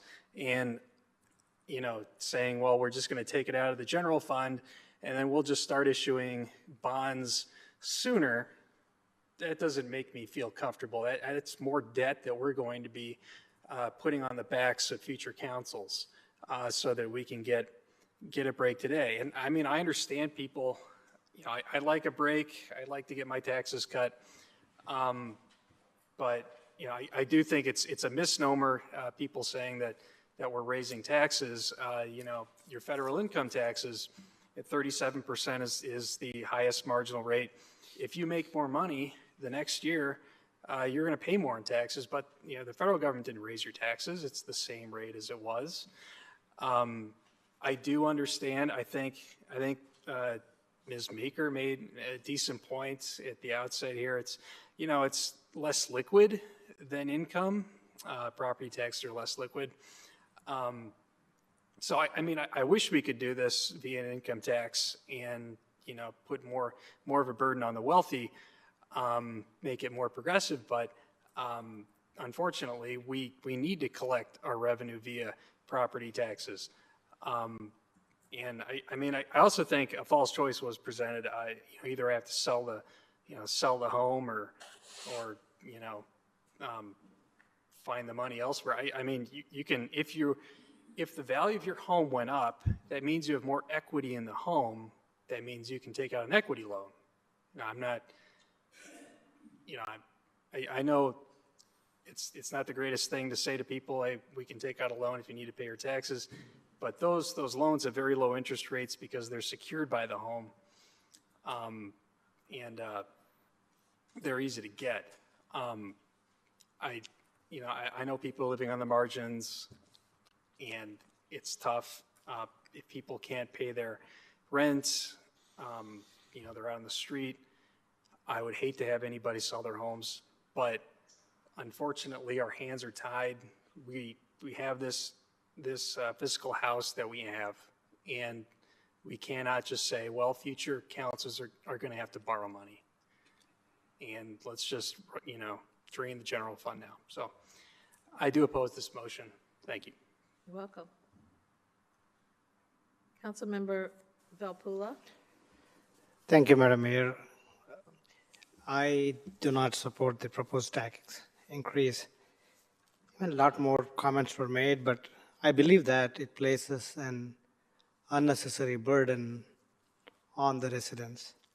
While I understand that it is important and critical to fill the gap, I don't believe that raising tax might be the right solution. I also understand that we speak about tax value and equitable assessed value. So while assessed values have increased, they show increase that, but they really don't justify an automatic increase in taxes. Okay, and also homeowners may not see this as an actual increase in wealth. Families in fixed income, as several people pointed, might be into a problem. And also a point taken from Councilman Sear that the inflation, and we recently had some economic issues with the COVID hitting us, a lot more burden is on the people. And assessed values, I would say, reflects market conditions, but not the actual wealth. So if I have to say something, that is, you know, taking a look at what discussions are being made here, so in one way or the other way, we are asking people to pay, and if they're not willing to go that route, they probably will leave the city. When I came to Peoria in 2009, I think we have like, you close your eyes and throw a stone, it'll go and hit an Indian family. 50 people stayed with me, and all the 50 people left Peoria for obvious reasons. But one of the citing reasons they say is, oh, Peoria has high taxes. Peoria has no businesses. So at this point of time, when we wanted to consolidate our base, we wanted to grow, I don't think this is the right time to do that. There are multiple avenues and opportunities that we can think about it to kind of, you know, fill that gap. But so since we just started coming out of businesses, right, in this room, we heard that the restaurants are picking up. So it takes some time for the people to come back and say, okay, I own this place. I wanted to stay back, and you pay your taxes. And I would not see that happening. Let's say there will be another pandemic, and then are we willing to lower our taxes? We don't. Once you impose, you impose. So at this point of time, I'm not in a position to support that. Thank you, Madam Mayor. You're welcome. And just to clarify, Manager, the original plan was not to increase the rate. The rate would stay the same. The rate actually goes down slightly, but it's virtually the same. Okay. Thank you. Councilmember Kelly? Thank you, Madam Mayor. I would like to piggyback, first of all, on what Councilman Velpula just went through. In Illinois is we're second in the nation in high real estate taxes. Peoria in Illinois used to be tops. We're no longer tops, but we're right up there. This discourages capital investment. It discourages residential, discourages all the things we want more of. We are fairly flush right now. That will change, but today we're fairly flush, and we can't afford this. We just bought a building for $1,750,000 out of the general fund, I believe. So somehow that was justifiable. This, I feel, it is a significant amount of money, but not compared to the overall budget. Our budget is up 40%. Now we're coming back off COVID now, and now we're only up 40% from 5 years ago.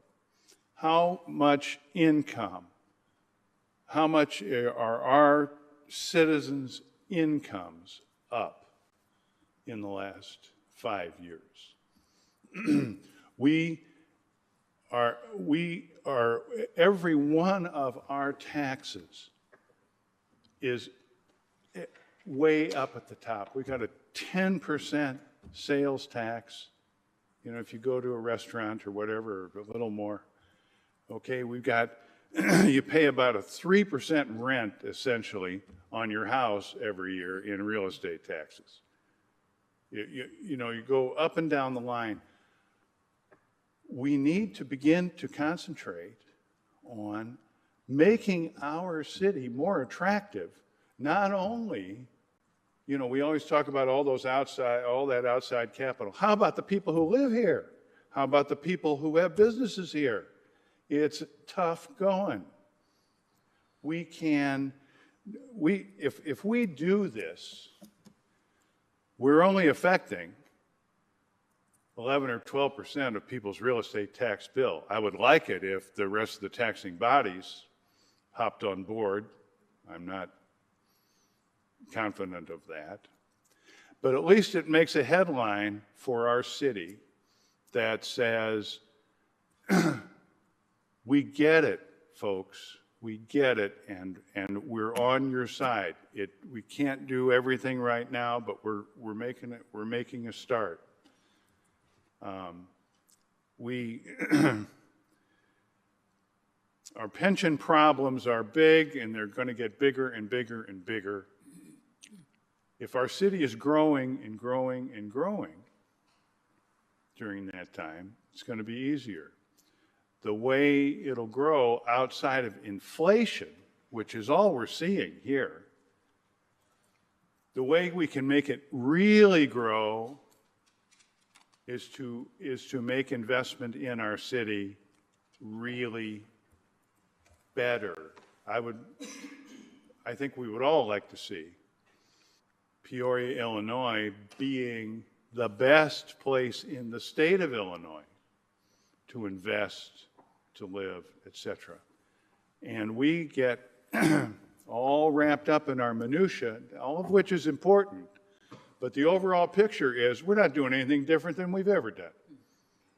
And I think we need to start moving down the road toward things that maybe take a chance on doing some things a little bit differently. So I'm going to support this, realizing that for Ms. Meeker and others, our keeping our levy the same is hardly going to be noticeable on her tax bill because of all the other taxing bodies that are on her tax bill. But at least it's something where we're getting on the right side of our citizens. Thank you, Madam Mayor. You're welcome. Councilmember Euler. Thank you, Madam Chairwoman. First of all, I hope no one ever has to go to their friendly local banker and say, Councilman Euler making sure the city of Peoria is flush and they need a loan is the solution to any problem. Back to the actual issue, Mr. Manager, can you clarify, the budget proposal you provided is keeping the tax rate the same? Correct. So reducing $2.5 million would be reducing the rate. The rate would go down to about $1.45 from $1.55. So for the audience, because I think even up here, it's been incredibly confusing and I'm not sure everyone fully understands the discussion. We are not planning to raise taxes. However, the equalized assessed value, the public value has gone up, so that will cause additional revenue to come into the city. I am going to support the proposal because I think because values have gone up, we can afford to reduce the rate. But I want to make sure the public is very clear on what the actual discussion is. And it's not a proposed tax increase. It's the fact that the values went up, so the manager did his job and built a budget based on the rate. And so I appreciate the manager's budget, but from there it's on us to decide what to do next. So we have to make the conscious decision to reduce the rate to compensate and give some of that back and help the taxpayer. Regardless of what we do here in this budget, that needs to be understood amongst everyone as it relates to every other taxing body, because the majority of it goes to the school district. You've got the park district, the county. And so all of those other taxing bodies are going to have the exact same effect. They are all going to see budget increases because the rate, if their rates are staying the same, they're going to generate additional revenue because the values increased. And so this is probably one of the smallest pieces of the pie in terms of the rate and the tax payment that you make. And so anyone who feels the desire to come and address this with us, and they should, absolutely, that's the purpose of the open hearing, should be doing it with every single one of the other taxing bodies as well, because the bang for the buck isn't going to be here at Peoria City Hall. It's going to be at some of the others. Thank you. You're welcome. Councilmember Allen. Thank you, Madam Mayor. And I appreciate the motion being brought forth. I think, having the foresight to want to provide some relief to our constituents is very important. And as someone who is doing his best to balance his own family's budget, I completely relate. Although I think we have to be sensitive to the fact of making a short-term decision that will have long-term consequences and really having an impact on basic core services later on for our constituents. When we talk about the value that they want and the quality of life they want in our city, they want to ensure that they have quality basic core services, and that's police, fire, code enforcement. We got that white stuff coming here in a couple of months, making sure we got adequate snow removal, things of that nature. And so we just want to start always keeping in mind of keeping the main thing sometime. I mean, it's unfortunate that we do have such a unfunded mandate that we have to balance, but we have to do our best of balancing that unfunded mandate while also maintaining basic core services that our constituents deserve. So unfortunately, I won't be able to support the motion as presented. Thank you, Madam Mayor. You're welcome. Councilmember Graham. I find it interesting that fiscal responsibility means sitting in these chairs for several months now doing nothing about the collapse of our downtown. That's fiscally responsible, right? Wrong. You have a report, and I asked for it, and you got it, on the amount of drain we've had, police resources, fire rescue resources, community development resources, dispatch resources, because of this continuing malignancy that we have downtown, which frankly, manager, didn't seem to bother you that much, or the mayor, nor the council members. I am the councilman for the downtown neighborhood. And I'm here to tell you right now, I have over 1,000 emails on this. And I know these people have copied a lot of you folks on what's happening. The destruction of people's property downtown, business property, running off business, civic center having concerns about it, etc. Yet the concern is not about our downtown or our collapsing business downtown. No, that's not a concern. We'll just sit here and let it go on week after week after week. And that has no impact on our treasury, does it? The fact that people don't want to come downtown the way they used to. I hear it every day. You ought to know that this has to change, and I'm hopeful that on the 19th of November it can change. In the meantime, because of the malignant neglect, and I'll use the term again, caused by some of you who are obviously not fiscal hawks, not protecting your downtown business, we're now in a situation where this is the least we can do. Then you have the people who live in the neighborhoods who have been vastly impacted by the repeat crime. Because for some reason in this state, we just can't get control of the repeat criminal. Go to some of my neighborhood meetings. Find out about the vandalism, the break-ins, and everything else that's happened. Oh, but we're going to be fiscal hawks. Really? While your city is collapsing around you, it's like Nero fiddling. I'm telling you, and I've said it before, if we don't do something about what's happening, stone's throw away from us, we're not going to have a viable downtown, and we're not going to have viable neighborhoods, period. So when I hear all this, oh, I'm the very stern father, and I'm going to make certain that you don't squander your allowance. You've sat here while our downtown's been squandered, while our neighborhoods are overrun by crime. And I know it's not just Second District. I know it is not just the Second District. Neighborhoods that heretofore have never asked the police to come and make a presentation. Neighborhoods that have never asked for a neighborhood watch program are hurting. And you think crime's down? It's not down. There are a lot of crimes in this community which are absolutely not being reported, which is, of course, the fault of the citizens. I try to encourage them to continue to have faith in the system, which isn't working well right now. We've got to get this system working for all neighborhoods, including the downtown neighborhood, probably especially the downtown neighborhood right now. But we've sat, and we've sat, and we've sat. Before I came in here, there was a lengthy email on my phone about a lady who has a business downtown. They've broken in there. They've done damage. You've gotten emails from folks who have businesses downtown about the extra expenses they're having to incur, having trash hauled away. And you sit here and you act like you're fiscally a hawk, that you're trying to prevent something bad from happening. We've got to get our downtown and all of our neighborhoods moving again.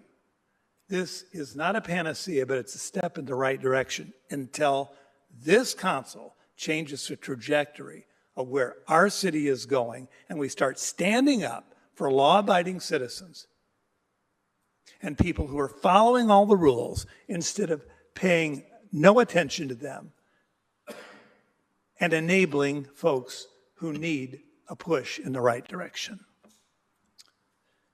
So that's why, Councilman Sear, when you called me, I was on board, because I know the hurt that's out there in every neighborhood, and probably especially our downtown neighborhood right now.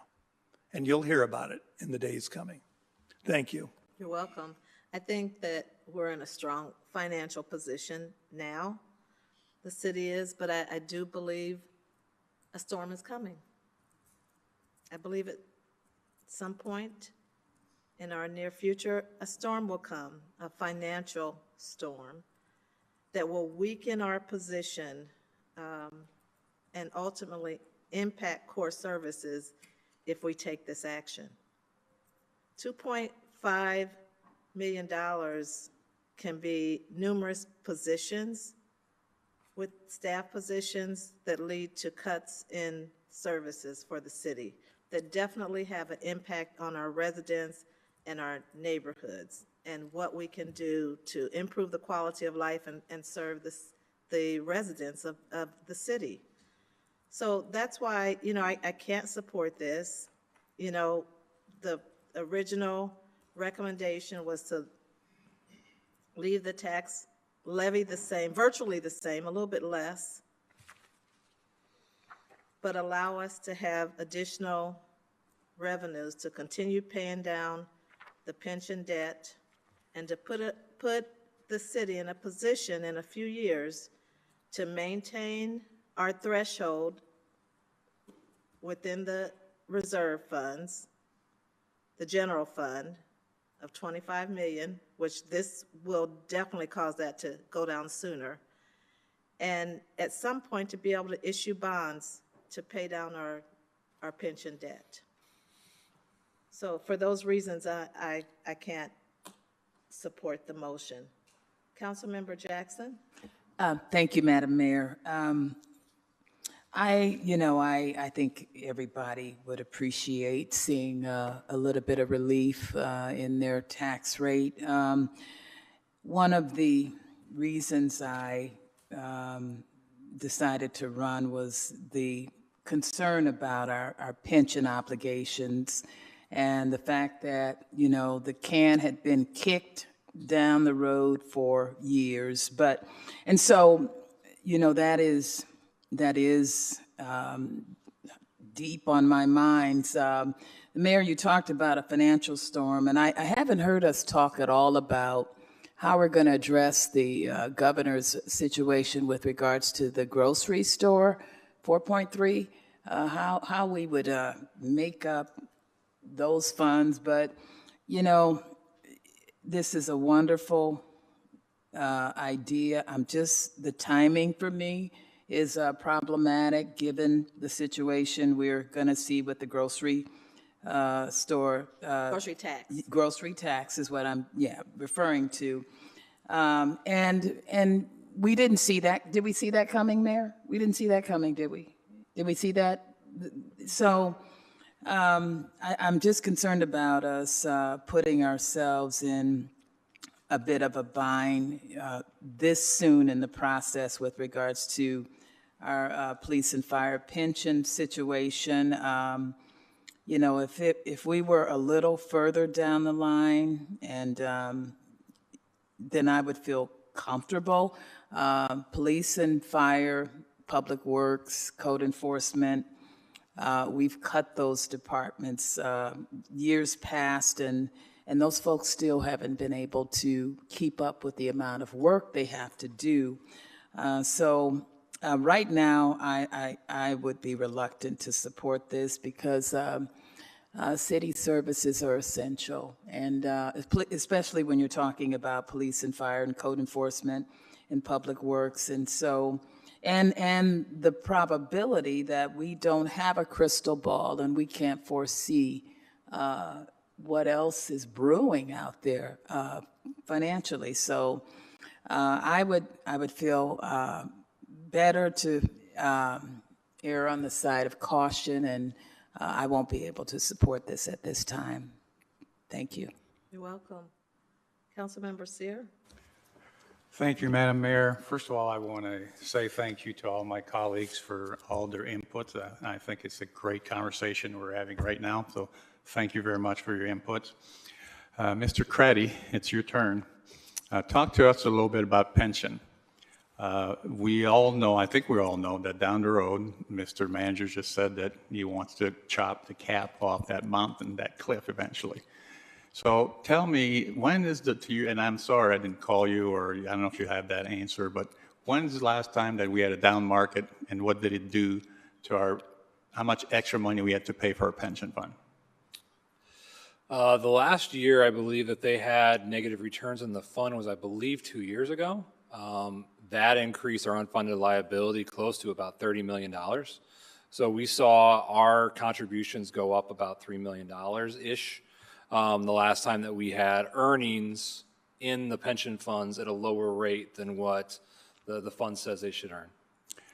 So I've heard you say $3 million, is that correct? Mm-hmm.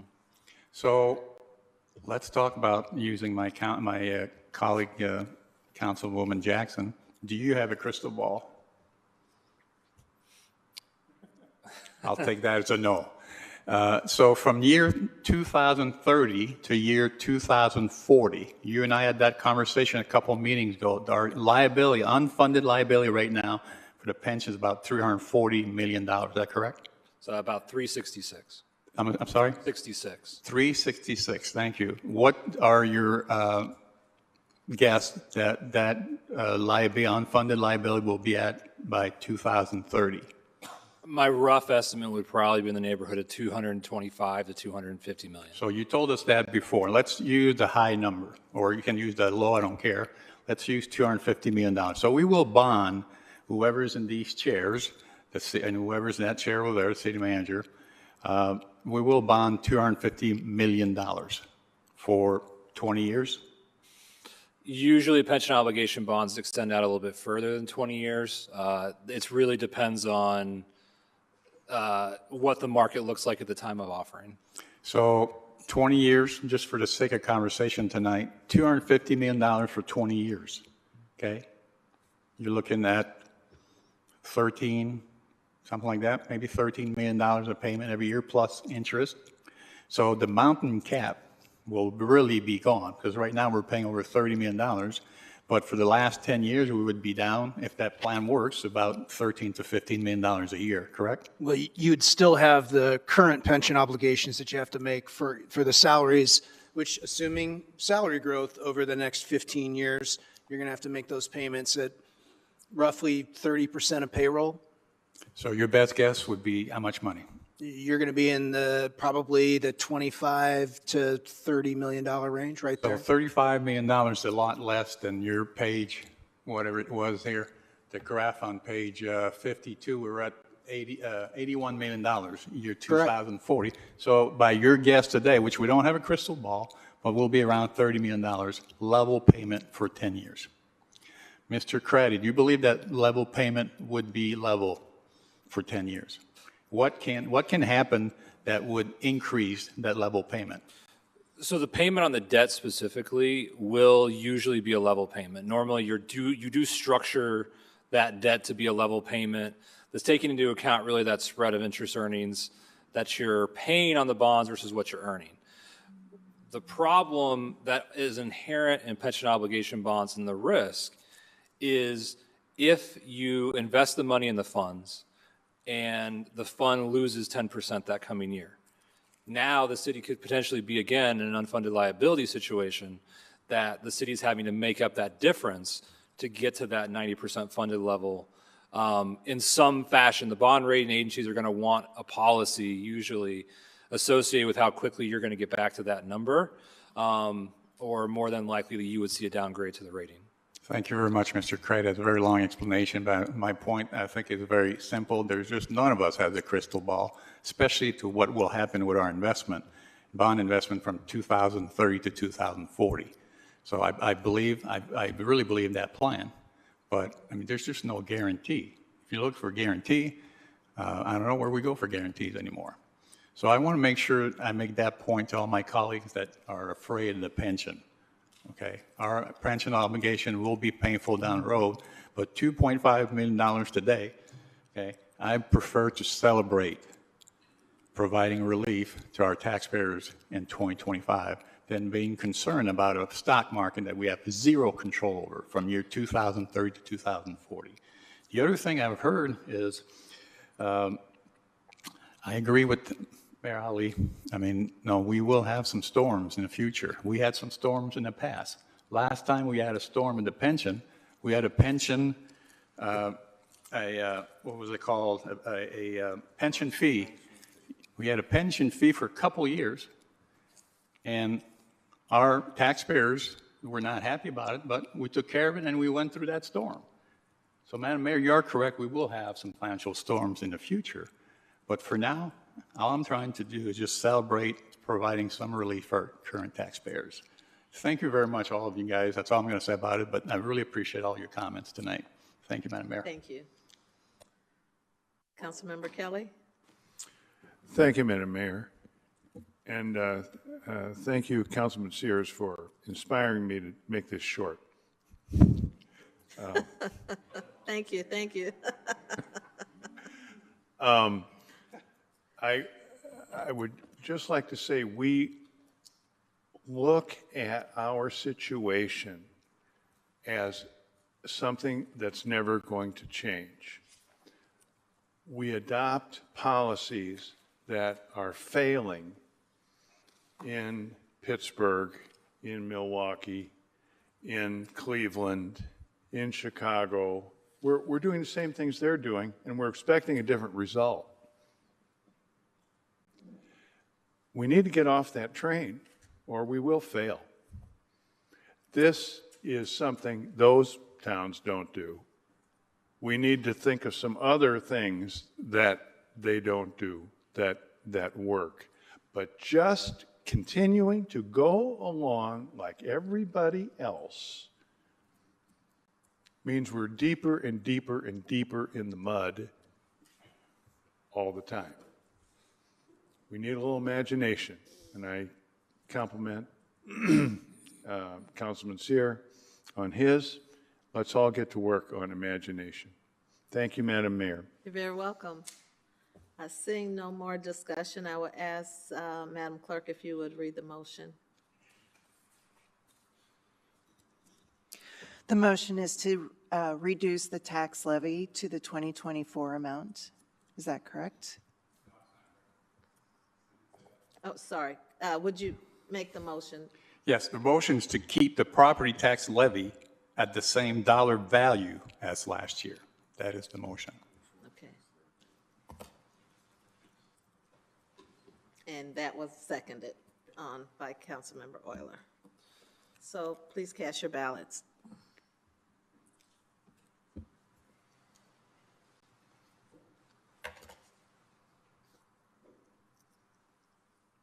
Motion fails with 4 yeas: Belpula, Kelly, Greb, Sear, and Euler. 5. 5 yeas. Thank you.